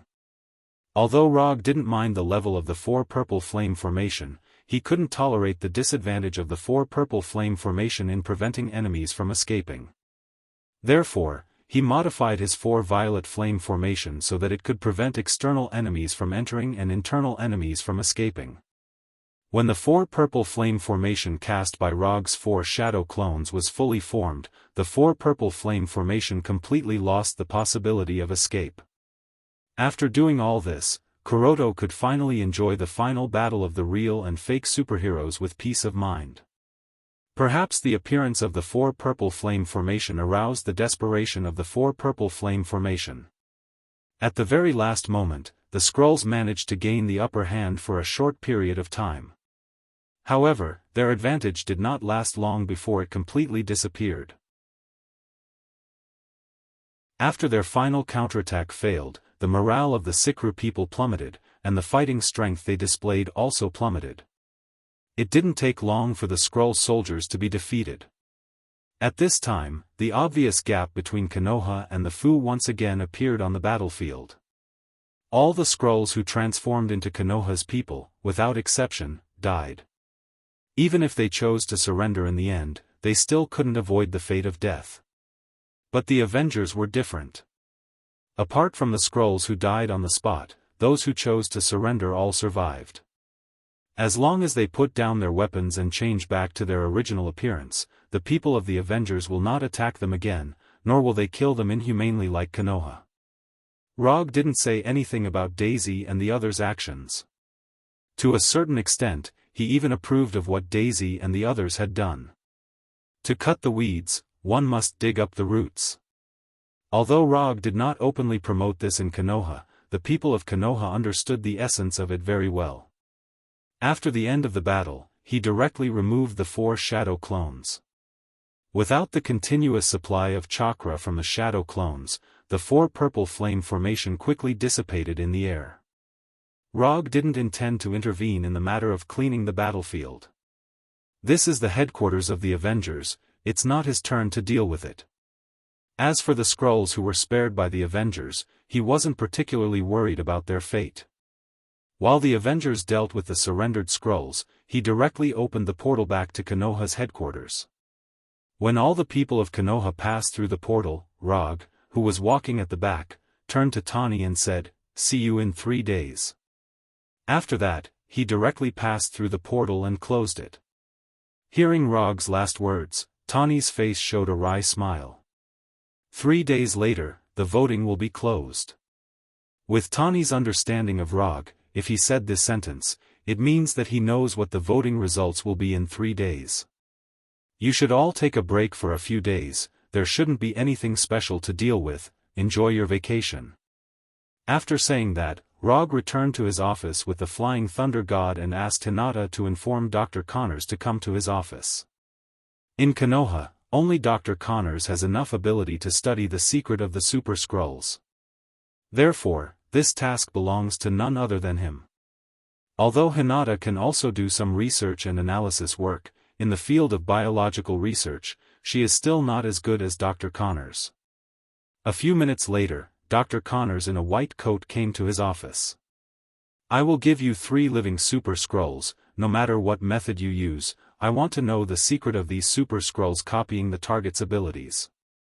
I will ask Hinata to give you the highest research authority. You can use all the resources in Konoha.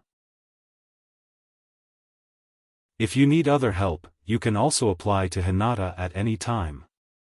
Just a few minutes ago, Dr. Connors was still watching the live broadcast of the battle at the headquarters of the Avengers in his office. He didn't expect that Rog would arrange such an important task for him just after the battle. "No problem. I will complete the task."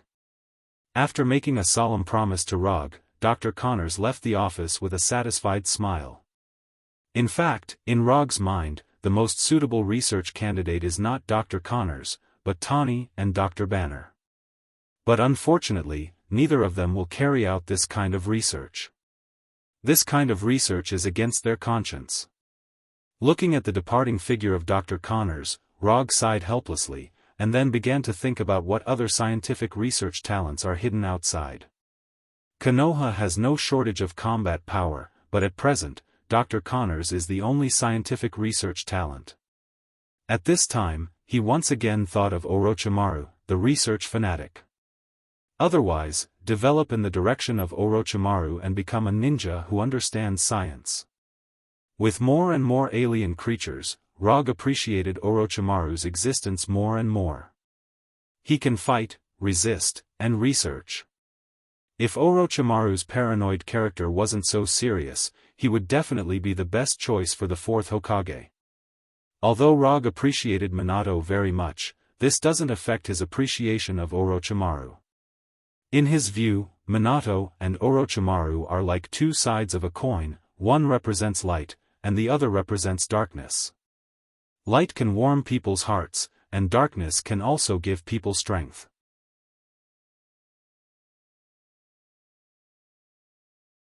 Chapter 430. The Skrull attack on the headquarters of the Avengers became the headline without any suspense. Various media outlets reported this in detail, and even the accidents that had long been decided were dug out one by one. While the outside world was crazily discussing the Skrull incident, Tawny frowned as he looked at the constantly changing numbers on the voting website. In his imagination, the UA people should be more supportive of the decision to imprison the Skrulls permanently. However, it turned out that he was wrong. It had been less than 24 hours since the voting started. But the results of the voting had already shown a huge gap. The number of people who voted for the death penalty was much higher than the number of people who voted for the permanent imprisonment. As time passed, the gap between the two continued to increase. How could this be? Could it be that I was wrong? Looking at the huge gap in real-time data, Tawny fell into deep thought. While Tawny was paying attention to the real-time data, Rog, who was sitting in his office, also opened the voting website. However, unlike the frowning Tawny, he did not feel the slightest bit surprised when he saw the polarized data, as if he already knew this result. Although Rog did not live in the UA as long as Tawny, compared to Tawny, he was more aware of what the ordinary people were thinking. Tawny was born with a silver spoon in his mouth. He lived in a superior environment and received the typical elite education in the UA. Growing up in this environment, even if he had the idea of protecting the people and upholding justice, there was a huge gap between him and the ordinary people. The justice he understood was not necessarily the justice that the ordinary people, who had an absolute advantage in numbers, wanted. Moreover, he neglected a very important point. That was, ordinary people were particularly susceptible to the public's emotions. Simply put, it was easy to follow the crowd and lose the ability to think independently and objectively.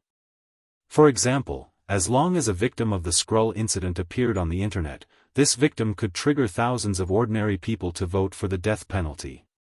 Compared to the Skrulls who came from other planets, these ordinary people were more willing to show their kindness to their compatriots who had the same appearance.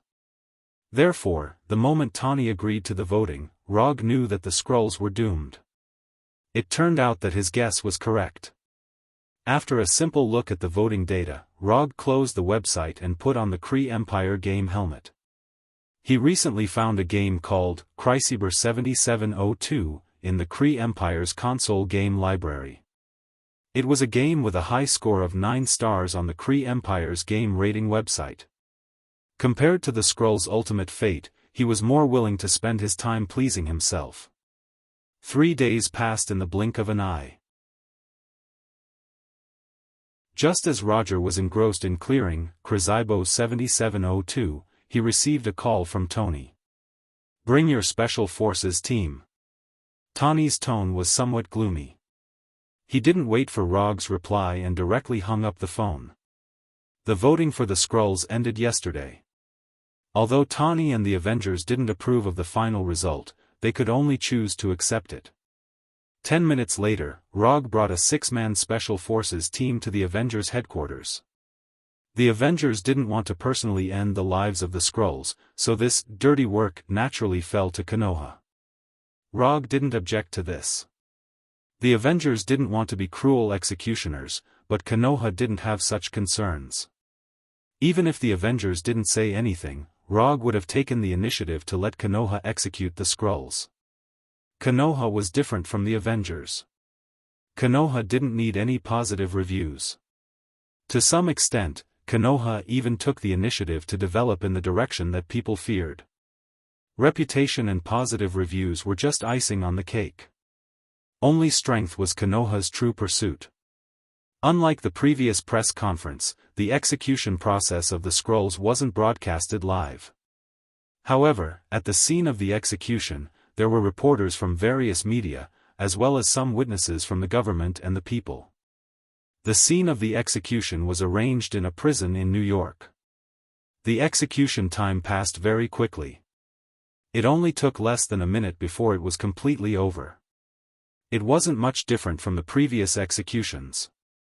The only difference was that this time, Konoha's special forces used the blasters that Rog bought from Xander. Did we really do something wrong? Why don't people want to let these Skrulls go? They are clearly no longer harmful. Tani, who drank half a bottle of whiskey alone, said to Rog with a flushed face. After the execution, Tani didn't return to the Avengers headquarters. Instead, he took Rog to a bar. Moreover, it was a bar under Rog's name. Although Rog didn't live in New York, he still had a lot of businesses in New York. This bar was one of them. Because he didn't care about making money, after arriving at the bar, Rog directly gave the staff a day off and completely cleared the bar, including the staff. Strictly speaking, you didn't do anything wrong. You're just too idealistic.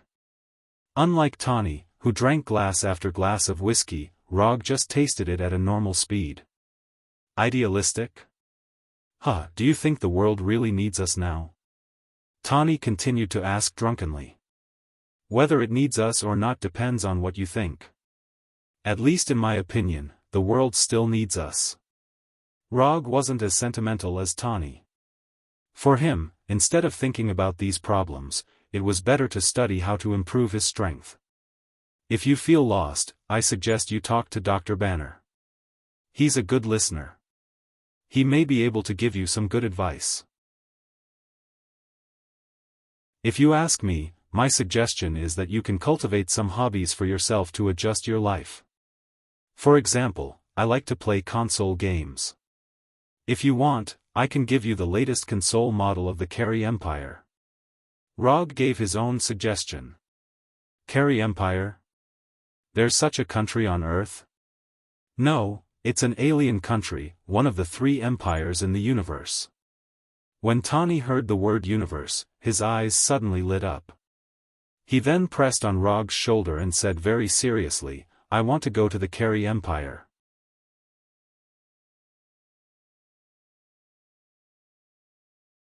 Chapter 431. No. Rog refused Tani's proposal without even thinking about it.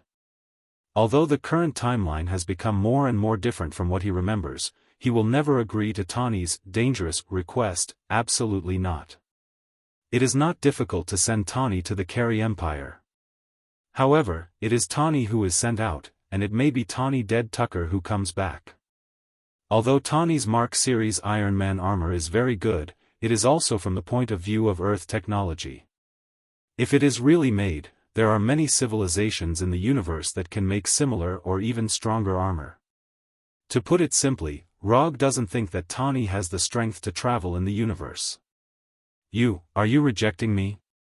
For some reason, at this time, the half-drunk Tani suddenly showed the legendary aura of a domineering president and said to Rog in a serious tone. You drank too much, I'll let illusion take you back, and you won't have these thoughts when you wake up. After that, Rog took out the phone and planned to contact Illusion at the Avengers headquarters. However, just as he took out his phone, Tani pressed the button on the watch on his right hand, turning the watch into a mechanical glove. Tani's entire movement is extremely fast, which is completely inconsistent with his current drunken state. When the mechanical glove appeared, Tani decisively grabbed the phone held by Rog. "You want to play fighting in front of me?" Rog was a little stunned. Just when Tani's right hand with the mechanical glove was about to touch his phone, his wrist suddenly turned, and the phone disappeared like magic. "Since you're in such a good mood, I'll play with you." As soon as his voice fell, Rog's right hand grabbed Tani, and he had a close fight with Tani while sitting in a chair. Although his fighting skills were not as good as Rog's, it could be seen that Tani had also put in a lot of effort into fighting. Under Rog's intentional control, Tani, who was wearing the mechanical gloves, managed to withstand dozens of attacks. Then, Rog removed the mechanical glove on his right hand. When the mechanical glove was completely removed, Tani finally stopped. "Don't be too proud. Let me tell you, I'm currently researching the anti-Rog armor. When the time comes, I'll definitely be able to defeat you," Tani said, unwilling to admit defeat. "Anti-Rog armor?" After hearing Tani's self-destruction speech, Rog smiled. He didn't doubt Tani's level of invention at all. However, Tani's anti-series armor had always had a tradition of being dismantled. "Then we'll talk about it after you finish your research. You're really going back?" Glancing at the completely empty bottle in front of Tani, Rog decided to send him directly back to the headquarters. However, just as he was about to use quantum teleportation to bring Tani back to the headquarters, a rainbow-like beam of light fell from the sky, directly penetrating the ceiling of the bar, and shrouding Rog and Tani. Asgard's Bifrost. The next second, the Bifrost disappeared. At the same time, Rog and the drunk Tani also disappeared. Asgard, in a room in the Golden Palace. "Thor, even if you're looking for me, you don't have to be in such a hurry. Can't you wait for me to send him back?" Rog rubbed his temples and said helplessly to Thor, who was sitting opposite him. "Sorry, I don't know how long you're going to drink. It's urgent, so I can only do this." Thor explained silently, but his explanation was not convincing at all. "Urgent? I don't see what's urgent now." After being forcibly pulled to Asgard by the Bifrost, he didn't see any urgent situation in Asgard. Except for the drunk Tani next to him, everything here was exactly the same as he remembered. This is a secret about Asgard's royal family, so not many people know about it. I just learned about it today. Thor's face was a little complicated. After hesitating for a few seconds, he continued, "Loki is my brother, you already know this. But you must not know that I have an elder sister, a half-sister. I actually have an elder sister, and she's not adopted like Loki. Since being arranged to deal with government affairs by Odin, Thor has learned what it means to not show his emotions. But now, he displayed an extremely incredulous expression. I know. Odin told me about this. Rog replied with a calm face. You know? When did you find out? Why didn't I know? Thor asked with a puzzled face. Odin told me the night of the celebration party when we came back from Warnerheim. After the celebration party, Odin told Rog about the goddess of death, Hel, so he knew about it from the beginning. Even if Odin didn't say it, as a transmigrator with a good memory, he couldn't forget the existence of the goddess of death.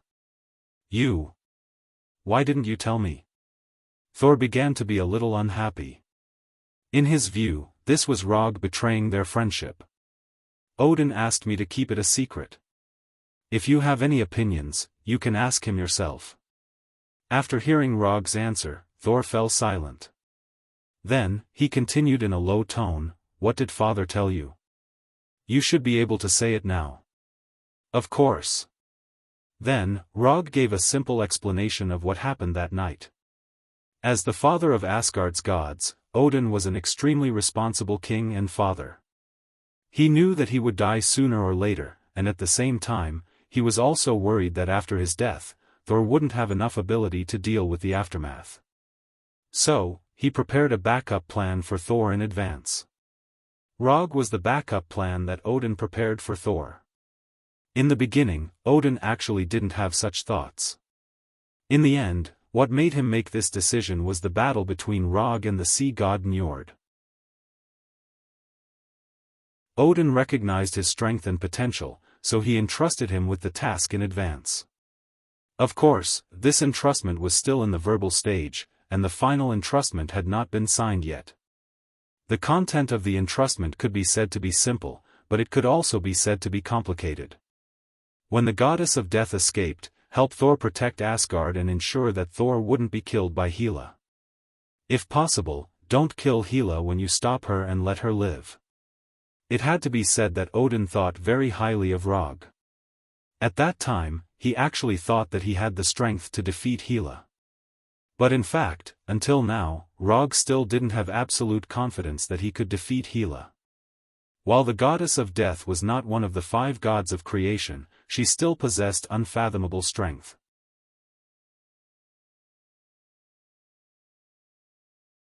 Chapter 432. The goddess of death, Hela, was the greatest contributor to helping Odin conquer the 9 worlds thousands of years ago. Other than being the first child of Odin, the father of gods, and the first princess of Asgard, Hela was also the executioner of Asgard and the owner of Thor's hammer. The Valkyrie army that Odin had sent out to conquer Hela was completely wiped out by Hela, becoming an army that only existed in legends. Of course, Rog had reservations about the Valkyrie army being completely wiped out. Although he did not see the last Valkyrie on planet Saga, his instincts told him that Valkyrie did not die in Hela's hands. If Odin had not personally taken away Hela's divine power, Hela would definitely be the strongest person in Asgard after Odin. Although Hela was not a match for Odin back then, she had a terrifying talent that even Odin had a headache over. As long as Hela stepped onto Asgard, her power would increase day by day, endless. It was also because of this that Odin had imprisoned Hela on Earth far away from Asgard, so that she could not use Asgard strengthening to break the seal. Thousands of years ago, Hela had already possessed such terrifying strength. Now, she would only be stronger than before. However, there was one thing that Rog did not understand at the moment. From Thor's current appearance, Odin should not be dead yet. Since Odin was not dead, it meant that the seal he had set was still there, and Hela was still imprisoned. Odin, is he okay now? After thinking for a few seconds, he asked Thor. Out of respect for Thor and Odin, he used a more tactful method instead of directly asking if Odin was dead. Father shouldn't be able to hold on for much longer. Seeing the uncontrollable sadness on Thor's face, Rog also fell silent. I'll take you to see Father first. After a few minutes of silence, Thor spoke again. Under Thor's lead, Rog came to Odin's bedroom and saw the sleeping Odin lying on the golden bed, wrapped in a layer of golden energy. Other than Odin, Rog also saw another old face here. He did not know if it was Odin's order or Thor's idea, but Loki, who was imprisoned in the dungeon, was also in the room, and stood by Odin's bed. After seeing his arrival, Loki didn't say anything. He just nodded at him. Roger also nodded slightly at Loki, who was silent, as a form of greeting. Then, he seriously sized up Odin. From the outside, the current Odin was just sleeping, and there was nothing strange. But as long as he was slightly closer to Odin, he could clearly feel the divine power that was constantly emitting from Odin's body. No. This is not the release of divine power. This is the collapse of divine power. As a ninja who usually released energy attacks in battle, Rog could clearly distinguish the difference between the two. The release of energy was the result of active choice. And the collapse of energy was a sign of uncontrollable energy. For a Heavenly Father-level existence like Odin, the uncontrollable collapse of the energy in his body basically meant that his life had come to an end. Since Mother's death, Father's condition has not been good. A few hours ago, Father's divine power suddenly began to collapse and he fainted. We used all the methods we could, but we only managed to wake Father up a little. After waking up, Father told us about Hila's matter, and then asked us to contact you immediately, saying that there is an agreement between you and Father, and that you know how to deal with all of this. Thor said in a low voice. Let's talk about it outside. Seeing Odin, a heavenly father existence, gradually approaching death, made Rog, who had always been pursuing power, suddenly have a feeling of impermanence. After leaving Odin's palace, Thor brought Rog and Loki to the meeting hall where he usually worked. What kind of agreement did Father make with you? You can tell us now. Rog had only briefly explained to Thor what Odin had said to him that night, and did not tell Thor the specific details of the agreement. He was now in a dilemma whether to tell Thor the specific details of the agreement. After thinking seriously for a few minutes, he finally made a decision. Odin hopes that I can help you stop Hela and not let Asgard fall into Hela's hands. If possible, he hopes that we can spare Hela's life after defeating her. Rog told him the details of Odin's agreement. What about the reward? Thor, who had already signed several agreements with Rog, was very clear about Rog's work process and immediately asked. After the mission is completed, other than the Tesseract, I can choose any treasure in the palace treasury. Give me the scroll, I'll sign the agreement for Father.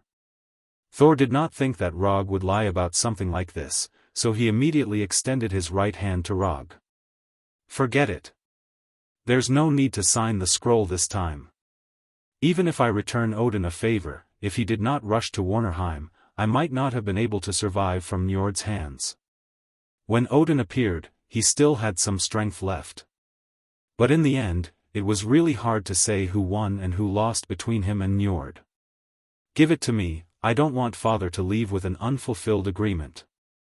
When Thor spoke, Rog saw a look of pain on his face that he had never seen before. Now Thor is not so much the regent of Asgard, Thor is more like a big boy who is holding back his grief. Looking at Saul's slightly trembling right hand, Rog didn't say anything else. He directly summoned a commissioned scroll that he hadn't used before. After receiving the commissioned scroll from Rog, Thor did not hesitate and directly picked up the pen and wrote on the scroll. Soon, a new commission appeared on the system's commission page. Commission content: help Thor and Loki stop Hela from taking Asgard. Commission status: not completed. Commission reward: 350 ninja coins. This commission that should have been signed by Odin eventually became Thor's commission. Because it involves the goddess of death, Thor's commission passed the system's judgment without any suspense, and the system gave the highest commission reward so far. The last commission to rescue Hulk, the system gave a reward of 300 ninja coins. This time, the system directly broke the record of the highest reward. I accept the commission. In fact, regardless of whether the system passed the judgment or not, he would have accepted this commission. Passing the judgment only allowed him to get a higher return.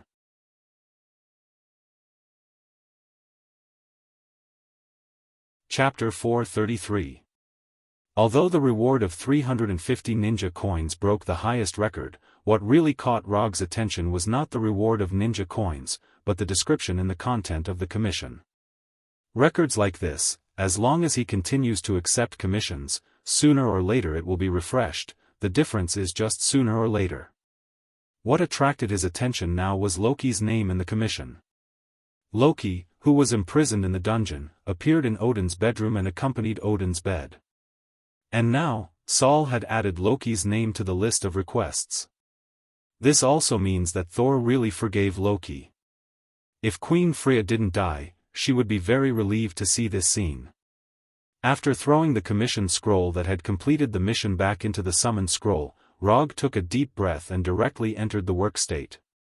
Now, let's sort out the current situation.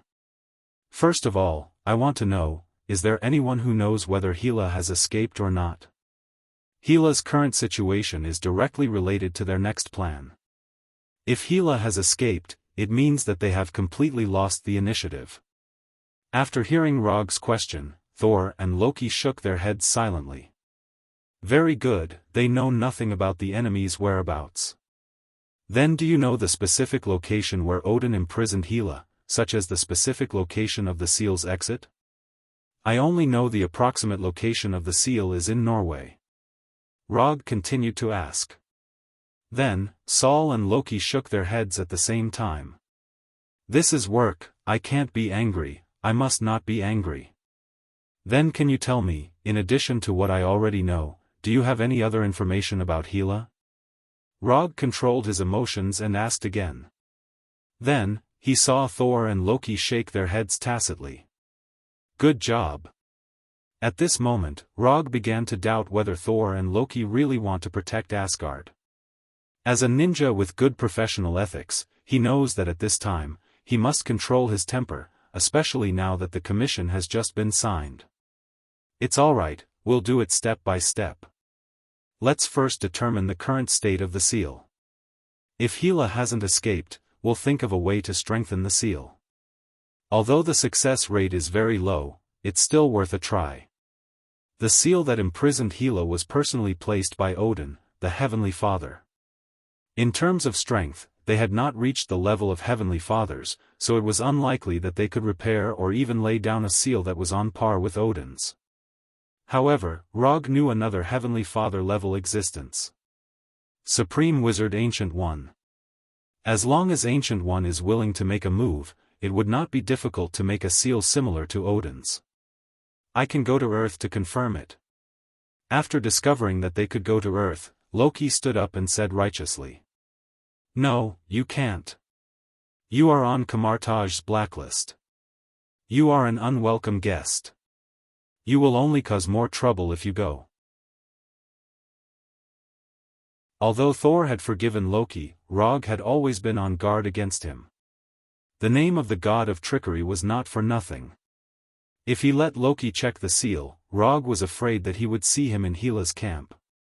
Let me go to the seal. I happen to know some top people in the field of magic. I can find the specific location of the seal as soon as possible. After thinking about it, Rog decided to make a trip himself. I will ask Heimdall to pay more attention to the situation of the nearby star fields and the 9 worlds to prevent Hela from secretly entering Asgard. After Rog finished speaking, Thor immediately said. Hela was very strong, otherwise, Odin would not have helped Thor prepare a backup plan in advance. In order to prevent the already troublesome Hela from becoming even more troublesome, it was necessary to prevent her from setting foot on Asgard as much as possible. If Hela secretly entered Asgard and cultivated for a period of time, even if the 3 of them were tied together, they might not be Hela's opponent. Of course, with Hela's arrogant personality, she might not choose to sneak in secretly. Thousands of years ago, Hela dared to fight Odin head-on. After knowing that Odin was about to die, she would be even more unscrupulous. Loki, go to the royal library and see if you can find any records about Hela. I want to know what Hela did back then. Thor did not forget to arrange a mission for Loki. This was also hinting that Loki should not have any thoughts of leaving Asgard. You are the regent. You have the final say. As long as Thor did not inherit the throne, he could not be considered the king of Asgard.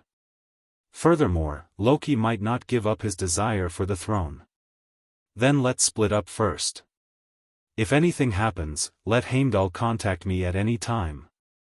After saying that, Rog opened the portal connected to Kamartaj and left Asgard. He didn't know why, but when he set foot on the land of Kamartaj, he suddenly found that he seemed to have forgotten something. However, this doubt was quickly thrown to the back of his mind. It shouldn't be anything particularly important, so it's fine to forget it. In the reception hall, Rog saw the long-lost sorcerer Supreme Ancient One. Teacher. In front of Ancient One, Rog said respectfully. In front of others, he may appear very strong, but Ancient One is definitely not one of them. What's the trouble? Ancient One, who was making tea, looked up at Rog and asked in a calm tone. Teacher, you should know the father of all gods, Odin, right? He had a rebellious eldest daughter, and in order to discipline her, he sealed his eldest daughter somewhere in Norway. Odin's divine power has already begun to dissipate. I hope that teacher can help find the seal he left behind in Norway. Originally, I shouldn't bother you with this matter, but as you know, I only know a few spells, so, after taking the tea that Ancient One had just brewed, Rog quickly said the purpose of his visit. You're talking about the goddess of death, Hela. You're late, she left Earth an hour ago. After hearing Ancient One's words, Rog almost spat out the tea in his mouth. How can it be so coincidental? No, how can Ancient One let Hela go so easily? Even Loki can be on Kamartaj's blacklist. Now that the goddess of death is free, how can Kamartaj still be so calm? This is not Kamartaj. Teacher, do you know where she went? Rog asked unwillingly. Kamartaj won't intervene in things outside Earth, you should know that. Ancient One took a sip of the freshly brewed tea and said calmly. Well, this is really Kamartaj's style. As long as Hela doesn't make waves on Earth, Ancient One won't do anything to her.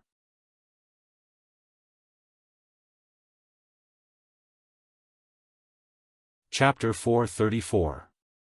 Jotunheim, the Kingdom of the Frost Giants. On the deathly silent ice field, a figure was slowly moving forward in the freezing cold wind. This person in black and green tight clothes was none other than the goddess of death, Hel, who had just gotten rid of Odin's seal. After getting rid of the seal, Hel did not return directly to Asgard, but through a secret space channel hidden on Earth, she came to Jotunheim, the hometown of the Frost Giants. Although Hel got rid of Odin's seal and regained her freedom. But the seal imposed by the Heavenly Father-level existence was not so easy to break. In order to leave the cage that had imprisoned her for thousands of years, she almost consumed all the death power in her body. She knew that Odin was not really dead yet, and she also knew that her current state was not suitable for returning to Asgard. So, she came to Jotunheim, planning to restore some strength here, and then return to Asgard that she had been dreaming of for thousands of years. In the beginning, going to Jotunheim was not in her plan. However, the moment she successfully broke through the seal, she saw a bald woman in an orange-yellow mage robe. Sorcerer Supreme Ancient One. As soon as Hel, the goddess of death, escaped, she met Ancient One, who was at the Heavenly Father level like Odin. Under the friendly advice of Ancient One, Hel decisively gave up the idea of restoring her strength on Earth and left Earth for the first time. The ubiquitous cold wind continued to blow towards Hel, who was slowly moving forward, blowing her slightly messy long black hair. Because of excessive consumption of divine power, the clothes on her body, which were like tight clothes, were torn everywhere, revealing the white skin under the clothes. In terms of age, Hel, who had lived for nearly 3,000 years, was an old woman. But in terms of appearance, Hel was no different from a middle-aged woman in her 40s.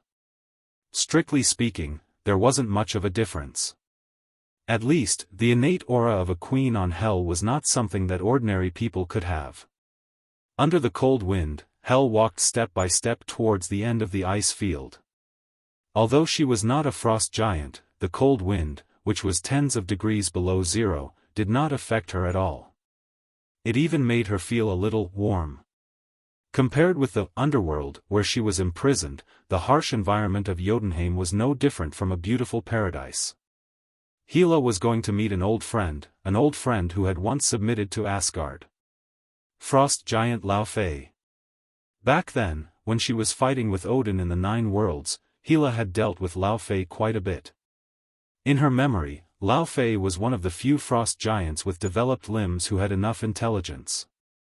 However, when she dealt with Laufey was not the frost giant king yet.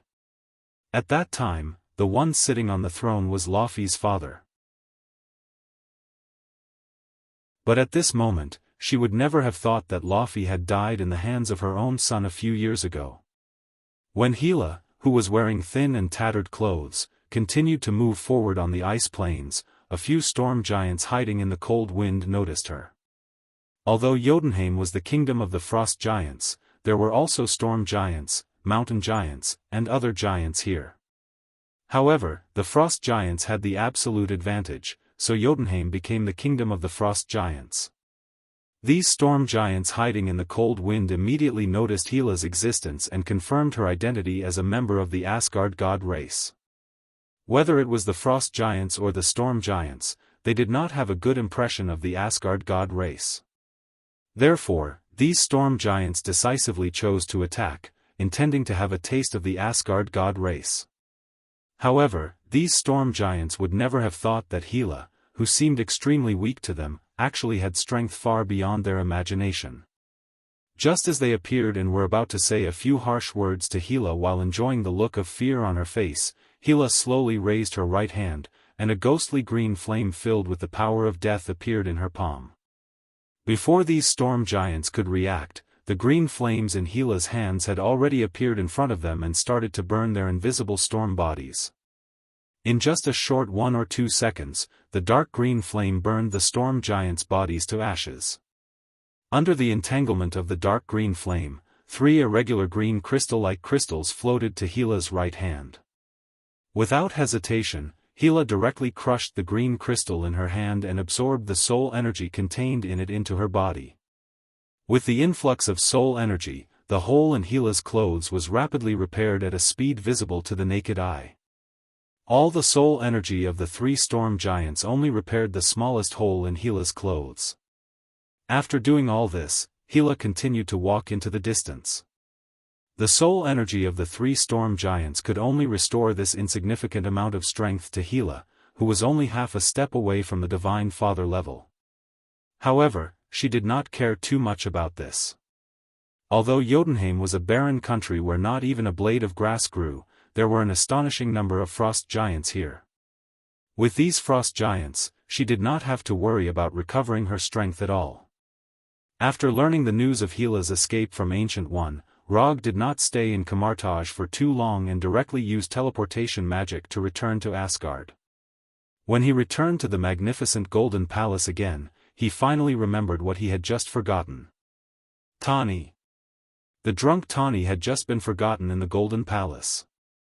However, this matter was quickly resolved perfectly, and even Tani himself did not notice. Under Saul's arrangement, the drunk Tony was brought to an extremely luxurious room by a few pretty maids with good temperament and appearance. As for what would happen next, Rog was not very concerned. Having lived in Asgard for a period of time, he was very relieved to leave Tani to these professional maids. Hela has escaped, and she has also left Earth. In the meeting hall where Thor usually worked, Rog told him the news he had received. I will let Heimdall do his best to find Hela's whereabouts, but now, I have a small matter here that I need your help to deal with. After that, Thor handed a top-secret letter that had just been opened to Rog. Although the wax seal on the letter had already been opened, he could still recognize the pattern on the wax seal at a glance. After all, in the process of going to Warnerheim, he had received many similar letters.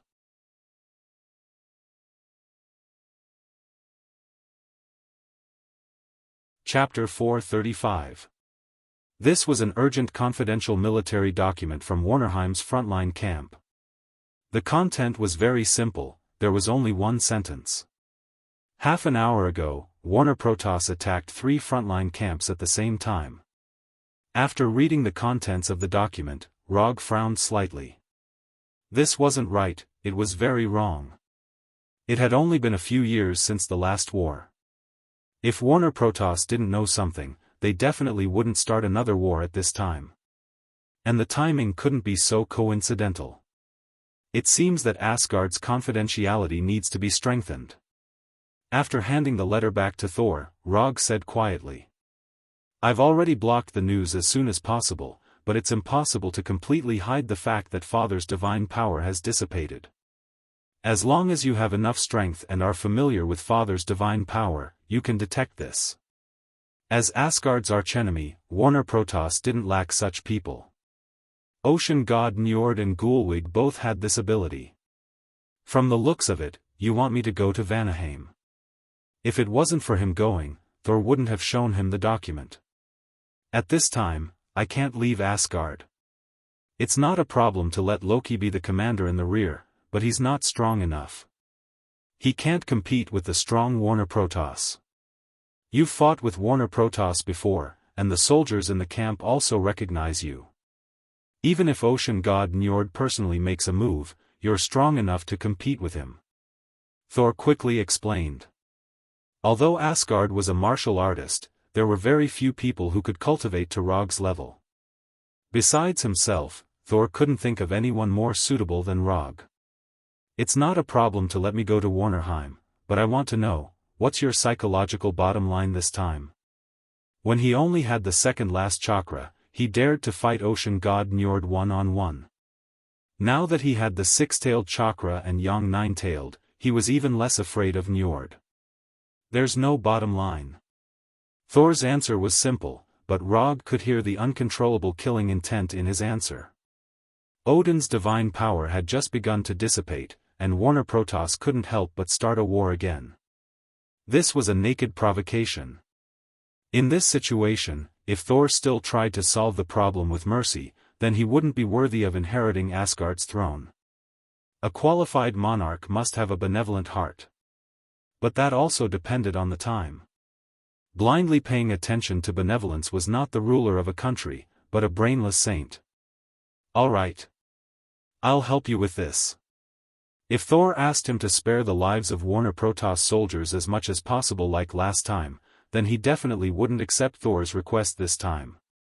The mission he accepted was only to stop Hela from seizing Asgard, not to help Asgard maintain his rule.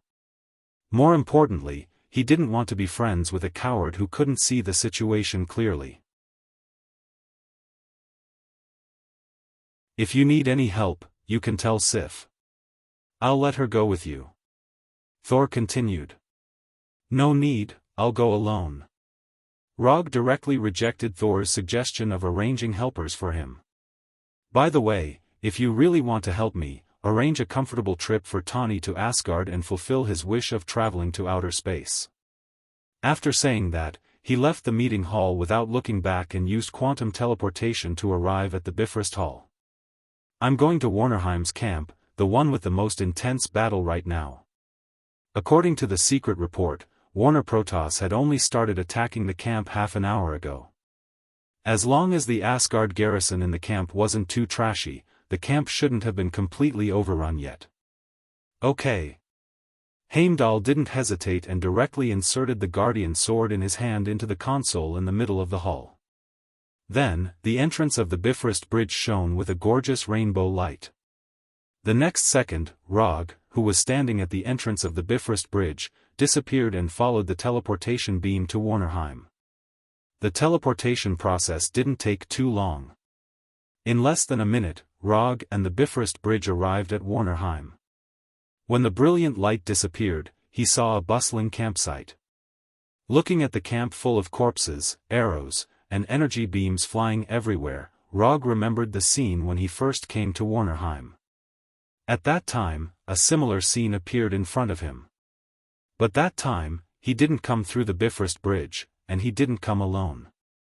At that time, he had Thor, the three warriors of Sengoku, and an entire Asgard army by his side. But now, he was alone. When the Bifrost Bridge arrived at the camp, whether it was the soldiers of Asgard or the soldiers of Warner Protoss, they couldn't help but look in the direction of the Bifrost Bridge. Then, they saw Rog alone.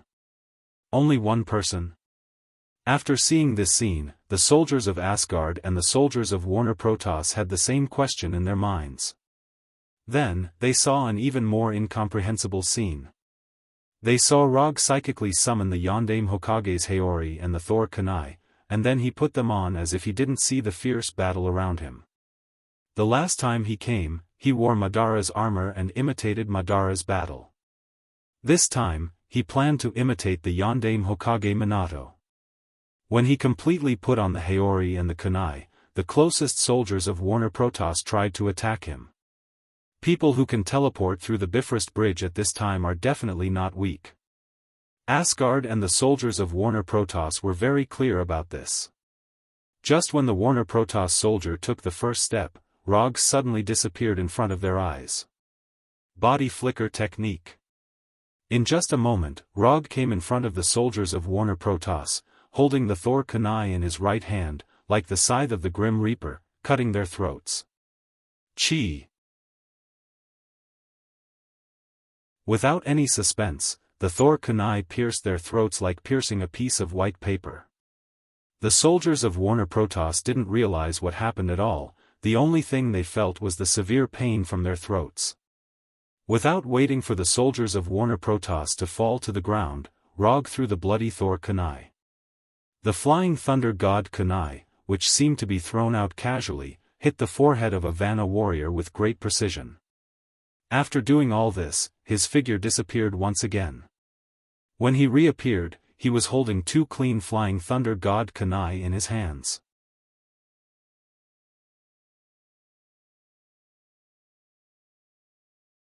Chapter 436.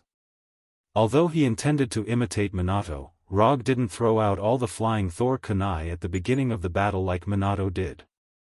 He didn't have as many flying Thor kunai as Minato did.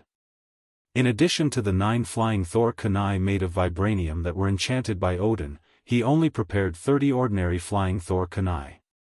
If he wants to use these 39 flying Thor kunai to cover the enemy in the entire camp, he needs to calculate the landing point of each flying Thor kunai. So before throwing out the flying Thor kunai, he doesn't mind using these kunai to deal with some enemies.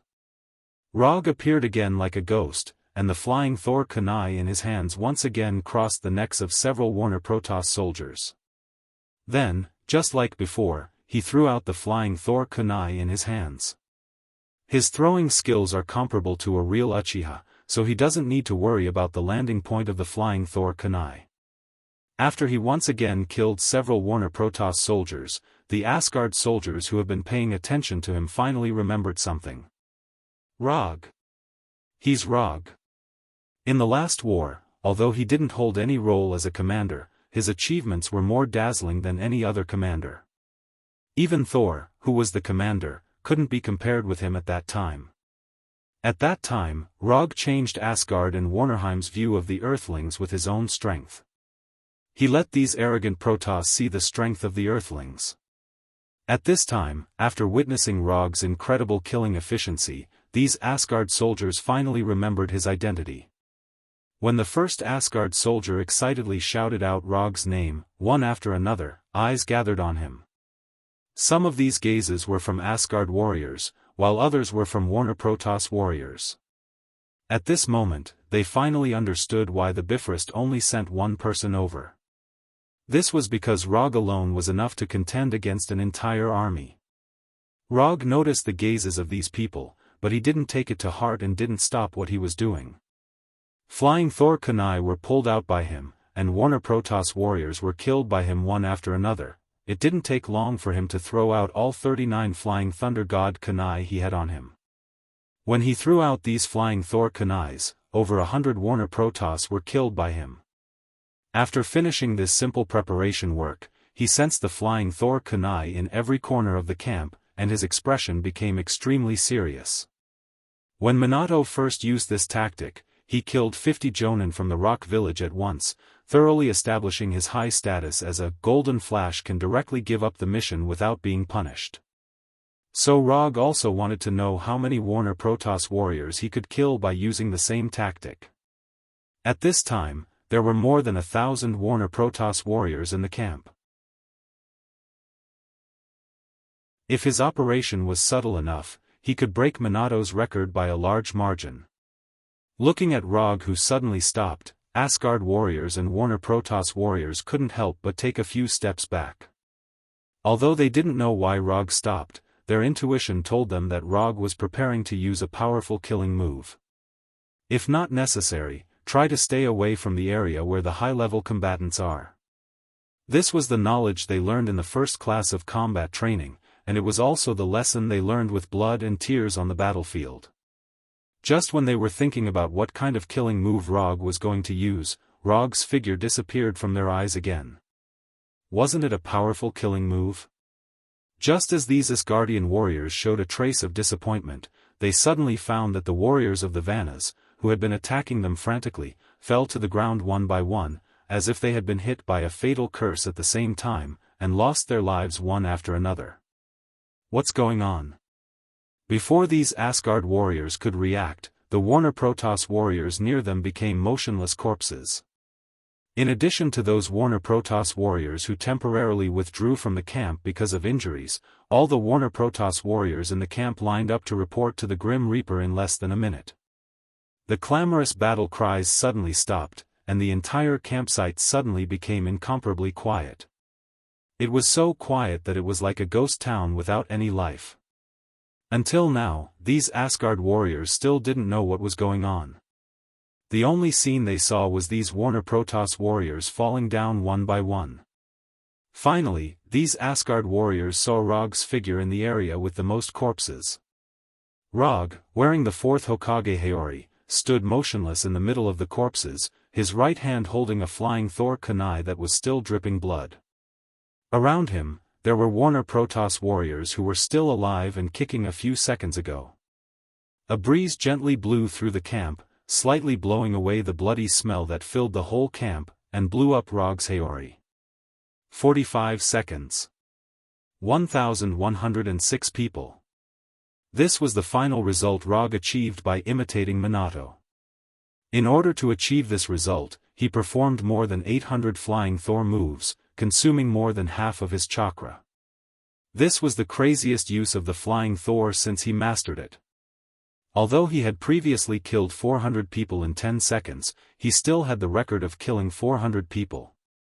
But at that time, he and his 32 doppelgangers had worked together to accomplish the feat, but this time, he was alone. After this crazy killing, he finally understood why Minato only used this tactic once in his life. In addition to the environmental reasons, more importantly, although this tactic looks extremely overbearing, it's not cost-effective. Yes, it's not cost-effective. Consuming more chakra than the Sanbai, and only killing more than 1,000 enemies, it's not worth it. If it wasn't for imitating Minato, he could have used more efficient and labor-saving tactics. For example, releasing several large-scale ninjutsu to directly clear the battlefield. After calming down a little bit, the chakra still boiling in his body, he used quantum transmission to the nearest Asgard warrior and raised the flying Thor kunai that was still dripping blood. Ask your commander to arrange for people to collect this weapon from the battlefield, wash it, and send it to your commander's residence. The commander, he died. After hesitating for a few seconds, the Asgard warrior replied with a trembling voice. Then from now on, you are the commander of this camp. After saying that, Rog left without looking back and walked toward the largest barracks in the camp. The largest barracks in the camp is the commander's residence. This is a general rule in the Asgard army.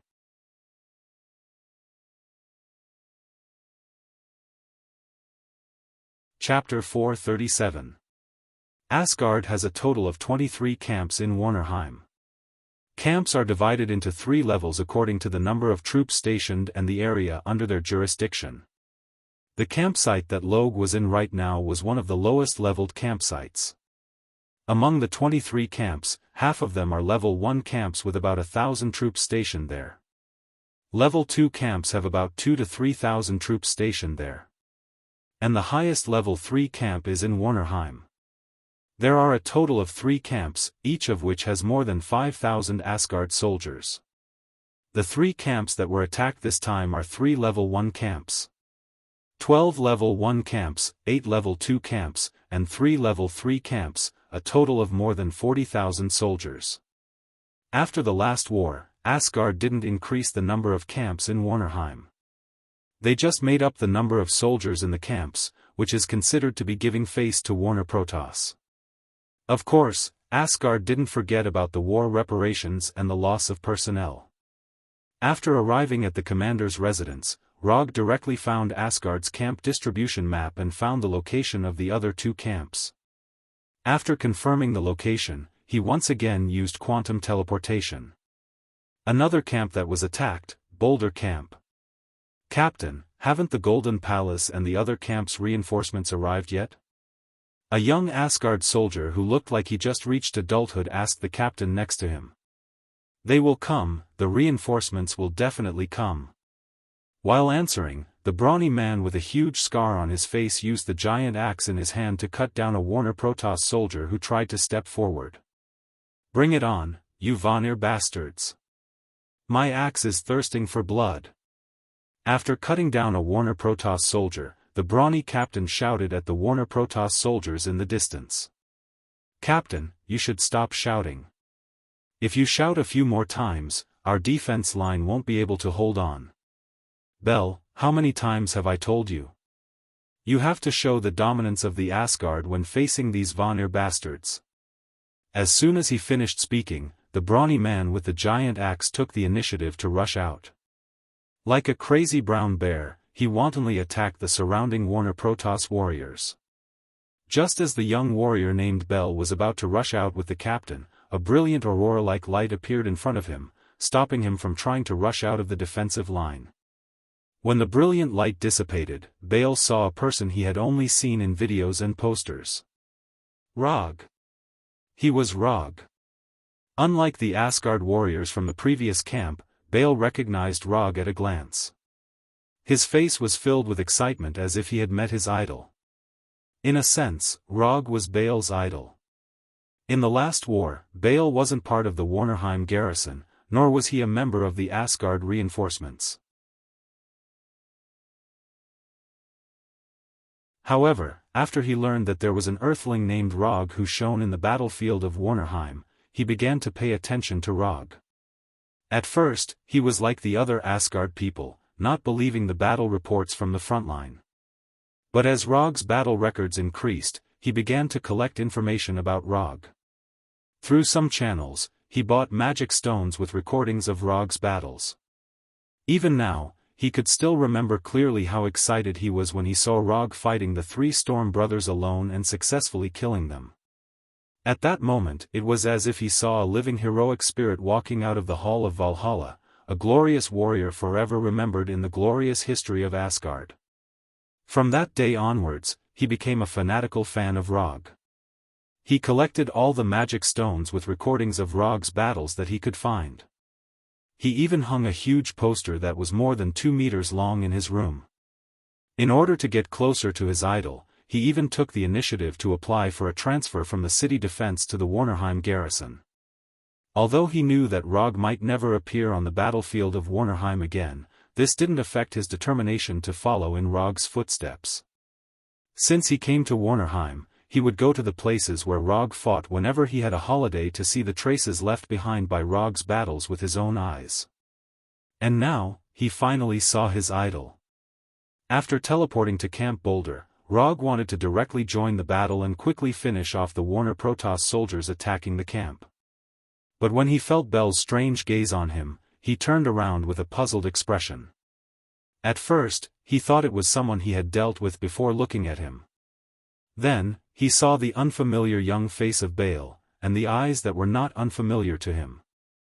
This guy, is he my fan? He had seen Bale's eyes on a lot of young fangirls. Those fanatical fans showed the same look when they saw their idols.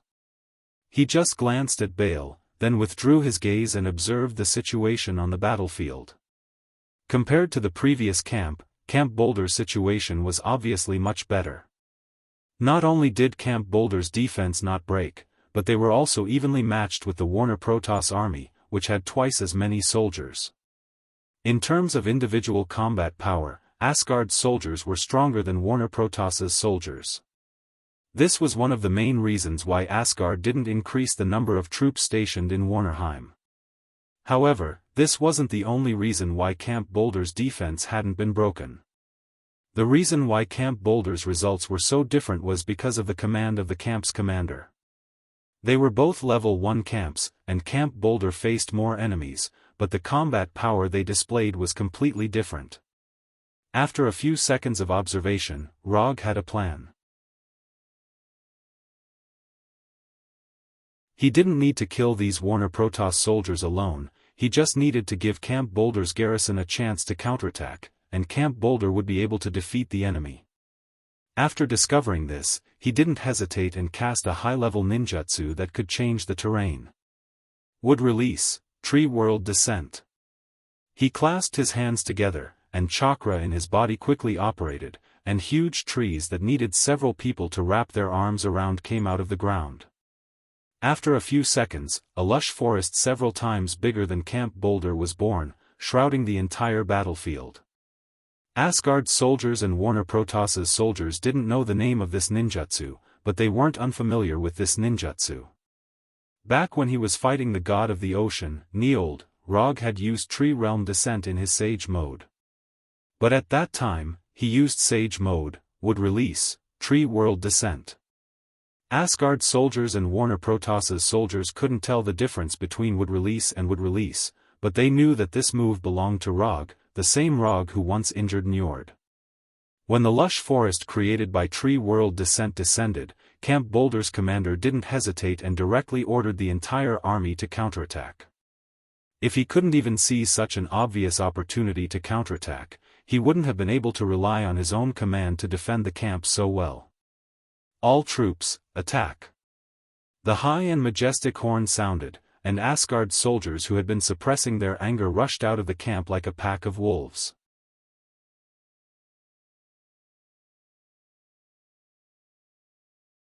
Chapter 438. Rog's Tree World Descent completely changed the situation on the battlefield.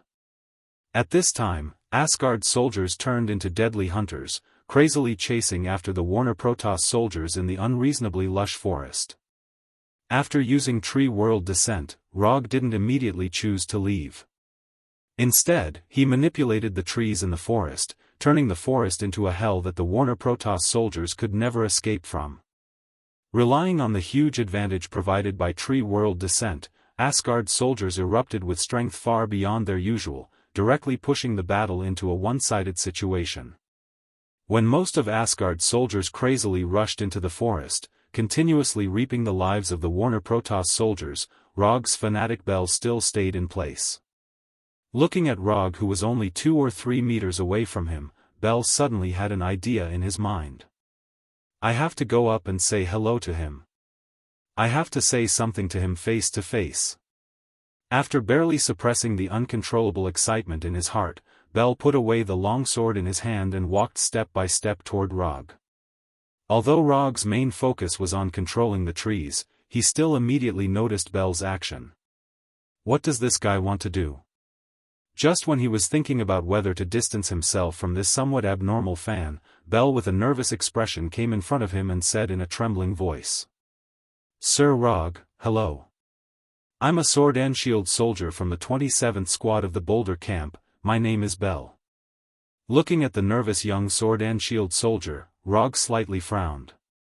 After a few seconds of silence, he opened his mouth and said, Your mission now should be to chase after the enemy, not to come and say hello to me, do you understand, soldier? If it was any other time, he wouldn't mind taking a photo or saying hello to his fan. But now, it was obviously not the time to do these things. Bale never thought that he would receive such a reply. Although Rog didn't say it explicitly, there was only one meaning in his words, and that was Bel didn't listen to orders and left his post without permission. For a warrior, this was a very serious accusation. If strictly pursued, this could even send Bale directly to the military court. Lord Rog, I'm not, Bel wanted to explain, but when he saw the increasingly impatient expression on Rog's face, he finally chose to shut up and lowered his head. In the end, Bale, who was hit by reality, turned around with a lonely face and ran towards the forest. Live well, don't die in Warnerheim. Rog said silently as he looked at Bale, who was obviously not in his right state of mind. He didn't reject young people chasing stars, but he didn't like young people chasing stars regardless of the occasion. Although he was dissatisfied with Bale's untimely behavior, he didn't want to see a young man like Bale die in the forest, so he silently reminded him. After hearing the voice behind him, Bale suddenly stopped. A few seconds later, his lonely mood was replaced by excitement as he ran towards the forest. Bale's sudden episode didn't affect Rog's control of the world of trees. More than 10 minutes later, most of the Warner Protoss soldiers who attacked Camp Boulder were forever left in the forest and became nutrients for the growth of the forest. When the battle at Camp Boulder came to an end, Rog didn't stop and began to rush to the next camp. A brilliant aurora-like light flashed on his body, and in the next second, his figure disappeared with the light. The third camp to be attacked was a camp called Fang. Unlike Camp Maple and Camp Boulder, which were located near the forest and plains, Fang was located on a mountain peak that looked like a beast's fang. It was because of this mountain peak that the camp had the name Fang. Camp Maple was the first camp Rog went to, and it was also the most intense camp with the most losses. Because of the death of the commander, Camp Maple didn't organize an effective defense, and nearly half of the soldiers died at the hands of Warner Protoss soldiers. The situation at Camp Boulder was completely different from Camp Maple. When he used quantum transmission to leave Camp Boulder, Rog slightly sensed the number of soldiers left in Camp Boulder. More than 800 people. Even in the face of twice the number of enemies, Camp Boulder only lost less than 200 people. At the cost of less than 200 deaths, almost all of the invading Warner Protoss soldiers were wiped out. This was a glorious record. Although this exaggerated loss ratio had a lot to do with Rog's world of trees. But no matter what, it couldn't be denied that Camp Boulder's commander's exquisite command and the strength of the camp's soldiers. Among the three attacked camps, the situation at Fang was neither good nor bad. The sharp Fang camp's defensive line was not completely breached like the Maple Leaf camps, nor was it completely defended like the Boulder camps. Unlike the last teleportation, Rog didn't teleport directly to the K9 camp this time. Instead, he was teleported to a 20-meter tall tree near the camp. He hung upside down on a 10-centimeter thick branch like a bat. After observing the situation in the camp from above, he quickly came up with a plan. In fact, this wasn't a plan, it was just a decision on which ninjutsu to use. Camp Maple suffered the most losses, and what they needed was him to turn the tide and directly defeat the invading enemy. And Camp Boulder, who was in the best situation, needed him to provide a perfect opportunity to counterattack and create an opportunity for Camp Boulder to take the initiative. As for Fang Camp, the help they needed was very simple, and that was to help them make up for their disadvantage in numbers. Although Asgard's soldiers were better than Warner Protoss's soldiers in terms of individual combat power, their strength hadn't reached the level where they could directly ignore the advantage in numbers. Since Fang Camp needed help in numbers, Rog, as the reinforcements, would naturally fulfill their wish. Rog, who was hanging upside down on the branch, suddenly raised his hands and imitated Naruto's multiple shadow clone jutsu, forming a seal. For him, who can cast ninjutsu without seals, forming seals or not doesn't affect his release of ninjutsu. But sometimes, he will release ninjutsu through hand seals like a real ninja. Multiple shadow clone jutsu. Chanting in his heart, Rog's chakra ran wildly. In the next second, thousands of white smoke appeared out of thin air near the camp. When the smoke dissipated, rogues who were either standing or squatting appeared on the battlefield one after another. Multiple shadow clone jutsu and shadow clone jutsu have no difference in principle. As long as the caster has enough chakra, he can create thousands of shadow clones at once.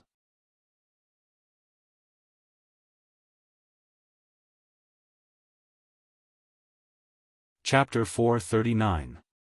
What kind of experience would it be to suddenly see thousands of people who looked exactly the same in a stalemate on the battlefield? A lot of people wouldn't be able to answer this question. After all, twins were common, but thousands of people who looked exactly the same weren't easy to find. At this time, the Asgard warriors and the Warner Protoss warriors who attacked the camp had the qualifications to answer this question.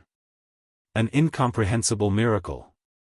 Whether it was the warriors of Asgard or the warriors of the Vanir gods, after seeing these thousands of shadow clones, the same or similar thought came to their minds. Just as the Asgard warriors and the Warner Protoss warriors were looking at these shadow clones in disbelief, these shadow clones tacitly attacked at the same time.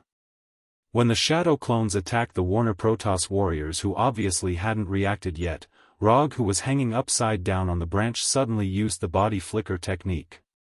In the next second, he was hanging upside down on another branch.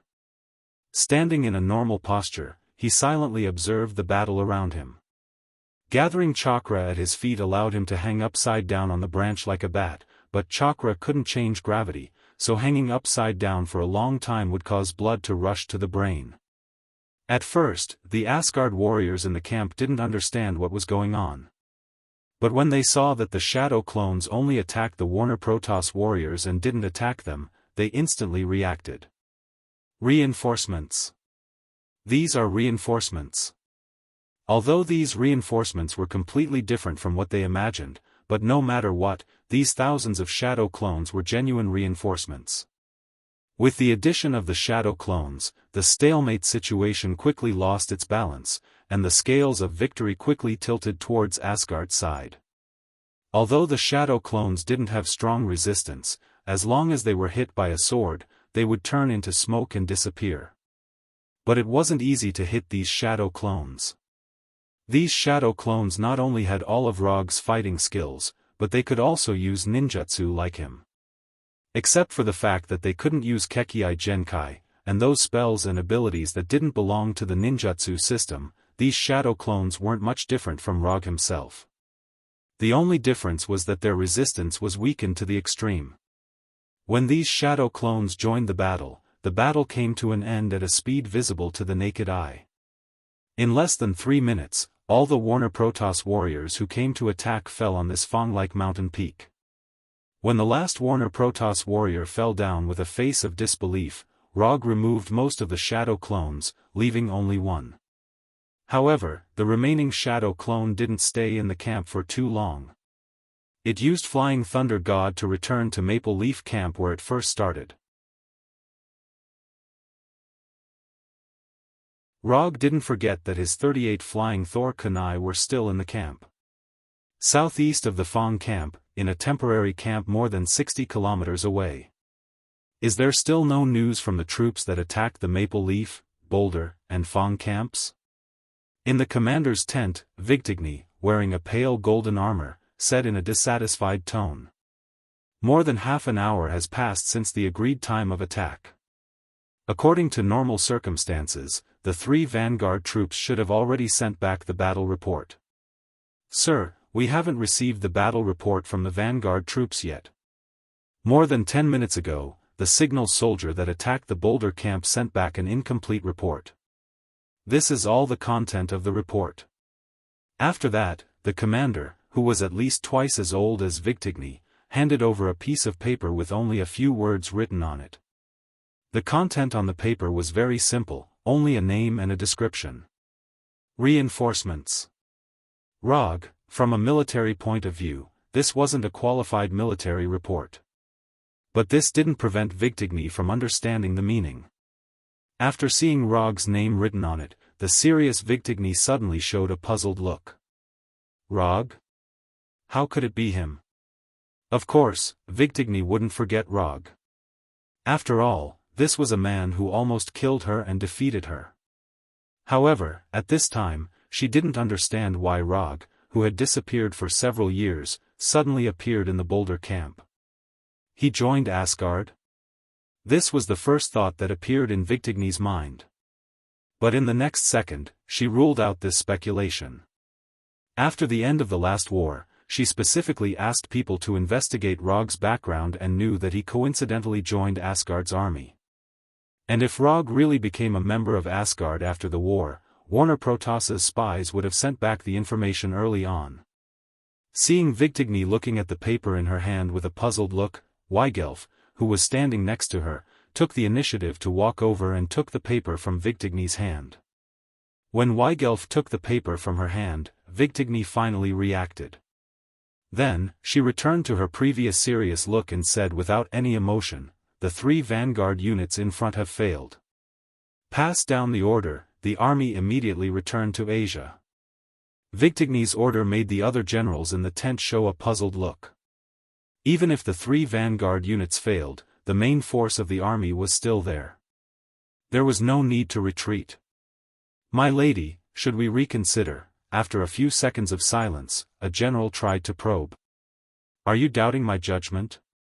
Victigny glanced at the general and said in a cold tone. This subordinate doesn't dare. In a few seconds, the generals in the tent disappeared completely and began to arrange for the return of the army to Asia. Sister, if he really comes, what should we do? Weigelfa's right hand gushed out a light blue energy flame and burned the paper in her hand. I don't know, I really don't know. Victigny replied with a bitter smile. A few hours ago, they had learned from their mother, Gulwig, that Odin's divine power had dissipated.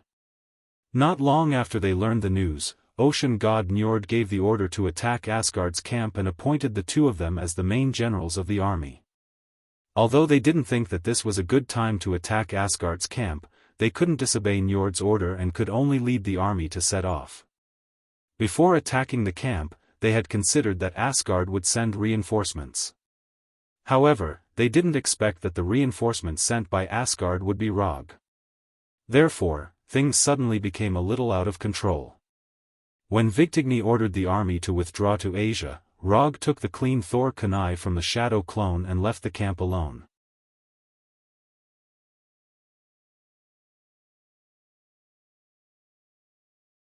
Chapter 440. After knowing that Rog was going to attack the main forces of Warner Protoss, the commander of the Fang's camp wanted to lead the troops to go with him. But Rog rejected the proposal. Bringing them along with him would only slow him down. Rog didn't plan to stay in Warnerheim for too long. He had a bigger problem to deal with and didn't have that much time to waste. While waiting for the shadow clone in the Fang's camp, he used chakra to confirm the location of the Warner Protoss army. The Warner Protoss army that attacked the 3 level 1 camps was clearly just the vanguard. If he wanted to calm Warnerheim down again, getting rid of these 3 vanguard forces was far from enough. So he decided to take drastic measures and get rid of the Warner Protoss army more than 60 kilometers away. Only in this way could he completely dispel the thoughts of Warner Protoss that they shouldn't have. The reason why he made this decision was also related to the 2 familiar life energy signals he sensed. Victigny and Weigelf. He was still thinking about who would lead the Warner Protoss army this time. He didn't expect it to be the Victigny sisters. After considering the strength of the 2 Victigny sisters, he decisively made the decision to charge into the enemy camp alone. At this time, the Warner Protoss army was making the final preparations to retreat. They planned to retreat to the main city of Asia City behind them. But they didn't expect that they were about to see a nightmare that they couldn't forget until now. In front of the gate of the temporary camp, a gorgeous light suddenly flashed. Then, Rog, who was wearing a white haori, appeared. The Warner Protoss soldiers responsible for guarding the gate of the camp immediately noticed Rog's arrival. But before they could shoot the arrows in their hands, a 100-meter-wide orange-red flame arrived in front of them like a tsunami. Fire release, grand fire annihilation. Boom! The orange-red flame that covered the sky fiercely hit the gate of the camp and the wooden fence next to it. In an instant, the gate and the fence were swallowed up. The Warner Protoss soldiers who couldn't dodge in time were instantly wrapped in the flame. They let out miserable screams and died with intense pain and unwillingness. Rog's grand fire annihilation shocked everyone in the camp. He used his own method to announce his arrival. After he announced his arrival in a domineering manner, dark thunderclouds quickly gathered in the sky above the camp. Muffled sounds of thunder could be heard from the thunderclouds. In the next moment, 2 huge bolts of lightning, several meters wide, struck the ground dozens of meters in front of Rog. After the lightning disappeared, the Victigny sisters appeared in front of him, wearing light golden armor. We're old friends, I won't waste words. Surrender, or die. As soon as his voice fell, the Kusanagi no Tsurugi sword was summoned into his hand, and light blue lightning instantly wrapped around it. Now you're even more domineering than Odin. If you want us to surrender, then let's see if you have the ability to do so. Looking at the aggressive Rog, Vigtigny and her sister didn't hesitate and directly pulled out their respective weapons. The sword in Vigdini's hand was the two-handed greatsword that she had once lost to Log, the Wrath of the Hurricane. As for the rapier in Weigulfa's hand, he never knew the name of it. He never had the interest to know the name of the weapon of his defeated opponent. After Vigtigny and her sister pulled out their weapons, Rog didn't immediately attack. Instead, he summoned 4 wood clones. The shadow clone's ability to resist attacks was too weak. They would disappear after being hit by a lightning bolt. So when facing Vigtigny and her sister, the wood clones would be more useful. I didn't expect that after not seeing you for a few years, you've become a man who bullies others with numbers. After seeing Rog's 4 wood clones, Vigtigny said with a look of disdain. She had fantasized about fighting Log again more than once, but she had never thought that Log would use such a tactic to bully her with numbers. Bully others with numbers? No, you've misunderstood. These clones are not used to bully others with numbers, but to prevent you from escaping. After all, if tens of thousands of people escape, it's quite troublesome to catch them one by one. As soon as Rog finished speaking, the 4 wood clones beside him disappeared. Not good. He's planning to use a barrier. Before Vigtigny could react, Weigulf saw through Rog's plan. Weigulfa's amazing intuition had left a deep impression on Rog. However, he wasn't worried that Weigulf would see through his plan. As long as he was still standing here, Weigulf wouldn't dare to leave Vigtigny's side, let alone chase after his wood clones. It didn't take long for his 4 wood clones to come to the designated position and cast barrier ninjutsu. 4 Purple Flame Formation. The 4 Purple Flame Formation that was once performed at the headquarters of the Avengers was once again performed, and the rectangular purple barrier completely enveloped the entire camp. You're all surrounded by me. When the 4 Purple Flame Formation was formed, Rog also achieved a new achievement. One person surrounded an army of tens of thousands of people. This feeling is very cool. After achieving this achievement, Rog, holding the Kusanagi sword, attacked Vigtigny and Kagura. His figure suddenly disappeared and appeared in front of Vigtigny like a flash, the Kusanagi sword in his hand directly slashed at Vigtigny's delicate face. However, just as he waved the Kusanagi sword in his hand, Weigulfa's rapier blocked the Kusanagi sword's attack in advance. At the same time, Vigtigny's hurricane's fury slashed at him with the power of thunder. Clang! Weigulfa's rapier blocked the Kusanagi sword without any suspense, and the crisp sound of metal colliding suddenly sounded. In this regard, Rog didn't have any surprise. Lightning body flicker. With the power of thunder, the hurricane's fury directly crossed the lightning left by Rog's lightning body flicker. Boom! The power of thunder on the hurricane's fury slammed into the ground, leaving a several meters long sword mark on the ground. After dodging the attack of the hurricane's fury, Rog didn't immediately launch a second wave of attacks. Instead, he raised his left hand and slowly stroked the blade of the Kusanagi sword. After seeing Rog's slightly abnormal action, Weigulf, who had amazing intuition, frowned slightly. Her intuition told her that Rog was planning something. However, she couldn't guess what Rog was planning. For her amazing intuition, this was something that had never happened before. No need to guess, although your intuition is amazing, it can even be said to have the effect of foreseeing the future. But unfortunately, your intuition isn't really foreseeing the future, so don't waste your energy.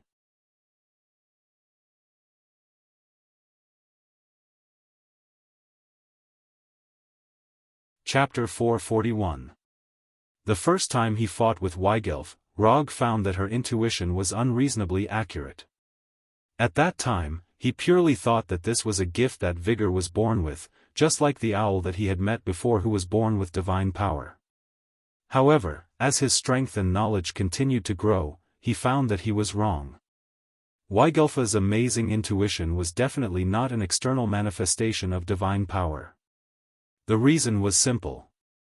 If Weigelfa's amazing intuition was really an external manifestation of divine power, then it meant that she would awaken divine power in the future.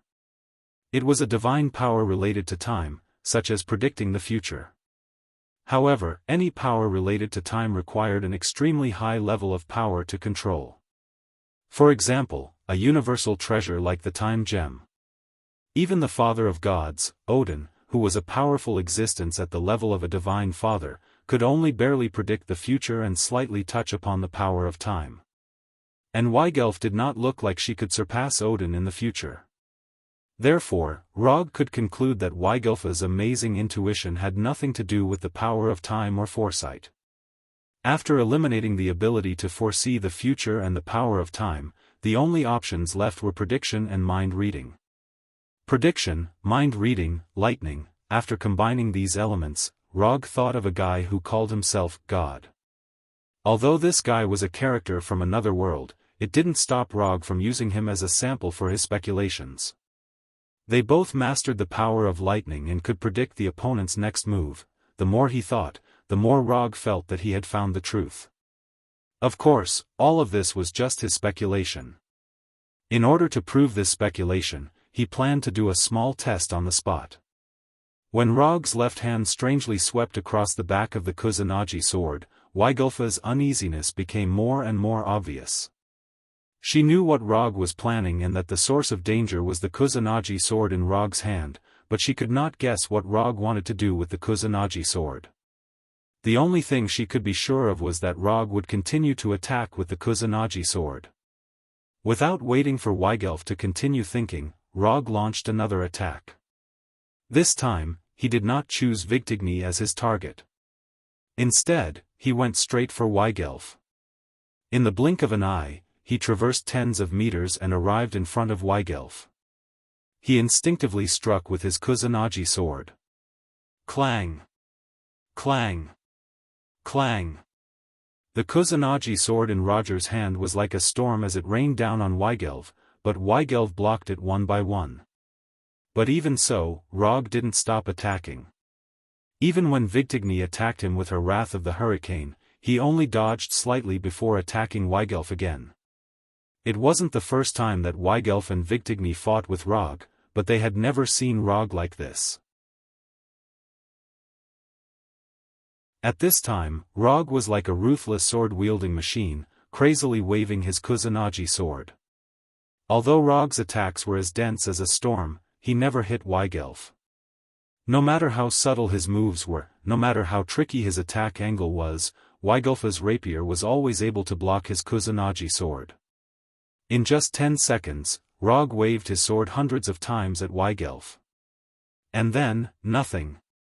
When Vigtigny couldn't help but use a large-scale lightning attack to force Rog back and prevent him from continuing to attack Weigelf, Rog took the initiative to give up the attack and quickly retreated, once again increasing the distance between them. After putting enough distance between them, Rog didn't do anything. Instead, he started counting down silently.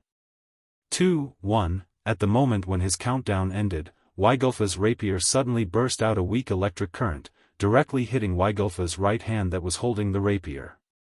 It actually worked. For Weigelf, who has mastered the power of lightning, this sudden burst of electric current was nothing, it didn't even leave an obvious mark on her skin. But after being hit by this electric current, Weigelf's face showed a look of disbelief.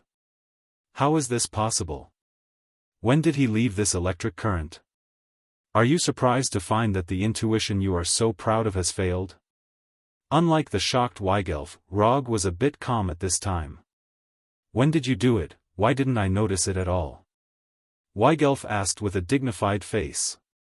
It's normal that you didn't notice it, because I didn't know when this electric current was passed.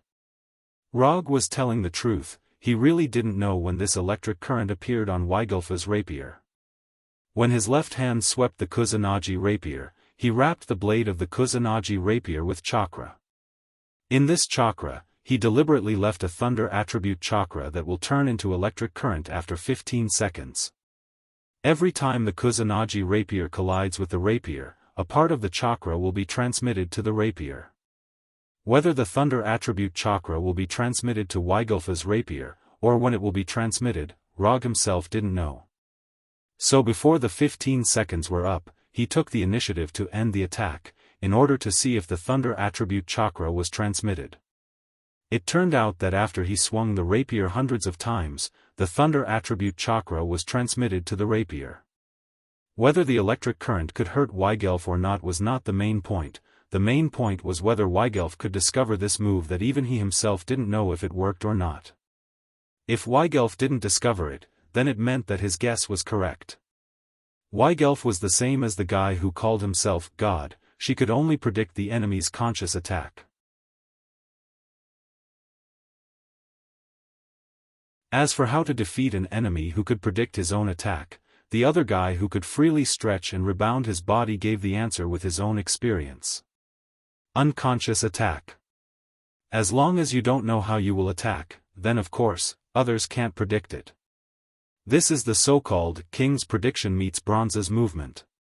Even if you are a peak king, you can't predict the Bronze's movement. To a certain extent, this could be considered as a manifestation of the mutual promotion and suppression of all things in the world. Okay, the test is over, let's get to the point. Although Rog wasn't a bronze, this didn't stop him from imitating the Bronze's movement. No, it can't be an imitation. Imitation is conscious, and the Bronze's movement is a kind of unconscious behavior that even the user doesn't know the reason for.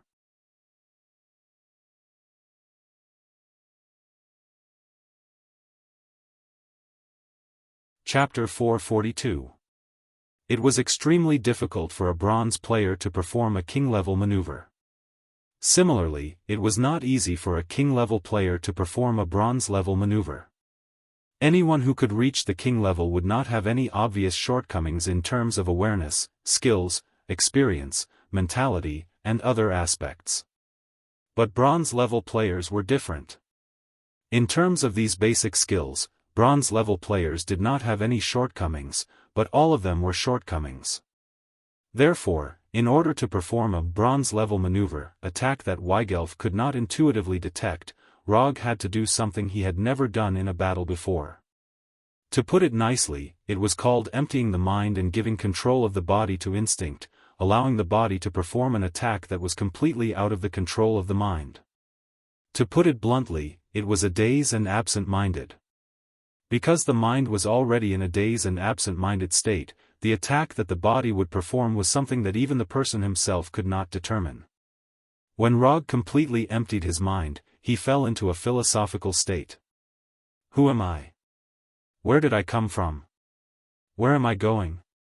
At this moment, Rog seemed to have been possessed by the ancient Greek philosopher Plato. He began to think about the three ultimate philosophical questions in idealism that still had no answers. Of course, feeling that he was possessed by the ancient Greek philosopher Plato was just Rog's own opinion. As a member of the Warner Protoss, Vigtigny and Weigulf certainly did not know who Plato was. Therefore, from their point of view, Rog seemed to have been struck by a powerful mental retardation spell. He had turned from an invincible warrior to a village idiot who only knew how to chase after chickens and dogs. What's wrong with him? Looking at Rog, whose aura had undergone a drastic change in an instant, Vigtigny asked Wild, who was beside her. I don't know, it looks like he was hit by a mental retardation spell. But with his strength, even if he was hit by a mental retardation spell, he shouldn't have become like this. Weigulf couldn't understand how Rog could suddenly become such a fool. The Vigtigny sisters were worried that Rog was plotting something, so they didn't take the initiative to attack at all. They carefully guarded against his attacks. They did not take the initiative to attack, and Rog, who had already considered the three ultimate philosophical questions, could not take the initiative to attack. Thus, a slightly strange confrontation was born. Time slowly passed.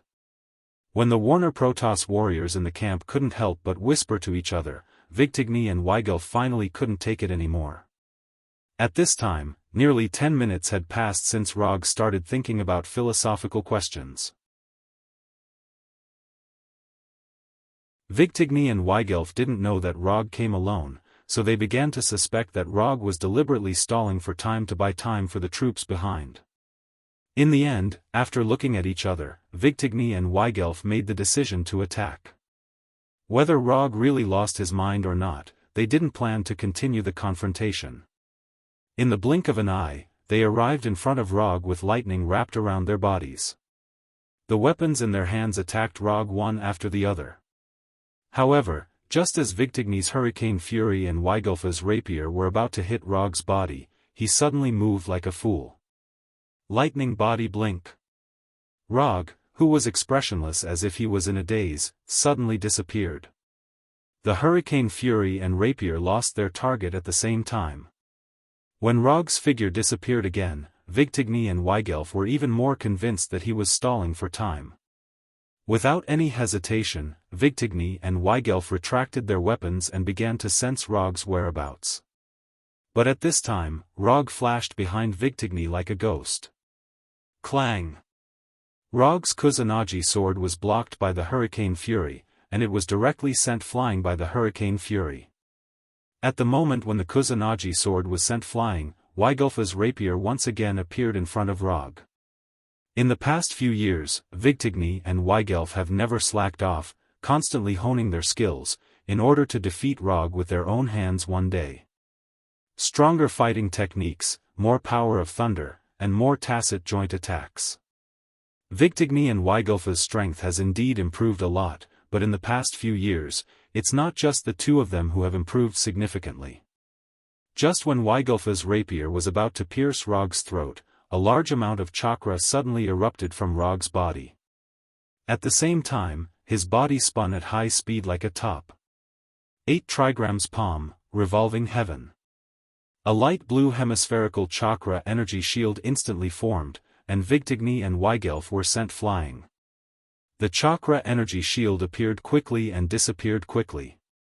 Almost at the moment when Victigny and Weigelf were sent flying, the high-speed chakra energy shield disappeared. Lightning body blink. Soft fist, 8 trigrams palm. Rog, who was still in the center of the energy shield, instantly flashed behind Weigelf, who was flying backward, and wrapped his hands around the light blue chakra. Before Weigelf could react, his hands hit Weigelf like bullets from a Gatling gun. Muda muda muda muda muda muda. It took less than 2 seconds for Rog to strike all 64 palms of the 8 trigrams on Weigelf's body. He injected his chakra into her body and sealed the thunder power in her body. Although Victigny wanted to rescue Weigelf, she was too slow. Even after Rog finished his 64 palms, she was still more than 10 meters away from Rog. Although 64 palms of the 8 trigrams palm was not steel fist, Weigelf, who was hit by Rog all over her body, could not help but spit out a mouthful of blood. After sending Weigelf flying, Rog took out a flying Thor kunai and threw it at Victigny, who was rushing towards him. Clang! Although Rog's throwing technique was very good, his direct throwing attack was blocked by the wrath of the hurricane without any suspense. The flying Thor kunai that was sent flying by the wrath of the hurricane flew past Victigny's left shoulder. However, at this time, Rog's left hand held the flying Thor kunai that was sent flying. His right hand was holding a super jade Rasengan that was bigger than him. Flying Thor 2. Super jade Rasengan. Boom! The super jade Rasengan in Rog's right hand hit Victigny like an intercontinental missile, and a terrible explosion sounded. Before Victigny could react, the super jade Rasengan in Rog's hand had hit her body. The huge explosion sound resounded through the entire camp, making the Warner Protoss soldiers who witnessed this scene could not help but feel nervous. From the moment Victigny and her sister attacked Rog until now, only a few seconds had passed. But in these few seconds, Rog used a set of not complicated ninjutsu and taijutsu combo to establish the victory in one fell swoop. Lightning body blink, 8 trigrams palm, revolving heaven, 8 trigrams palm 64 palms, flying Thor 2, super jade Rasengan. Except for the super jade Rasengan, the other moves were not particularly powerful. But he used these small moves to defeat Victigny and her sister, who had obviously improved their strength, you're tuning in to the Unparalleled SwordWill YouTube channel. Don't forget to subscribe and join us on this journey to catch the most captivating stories.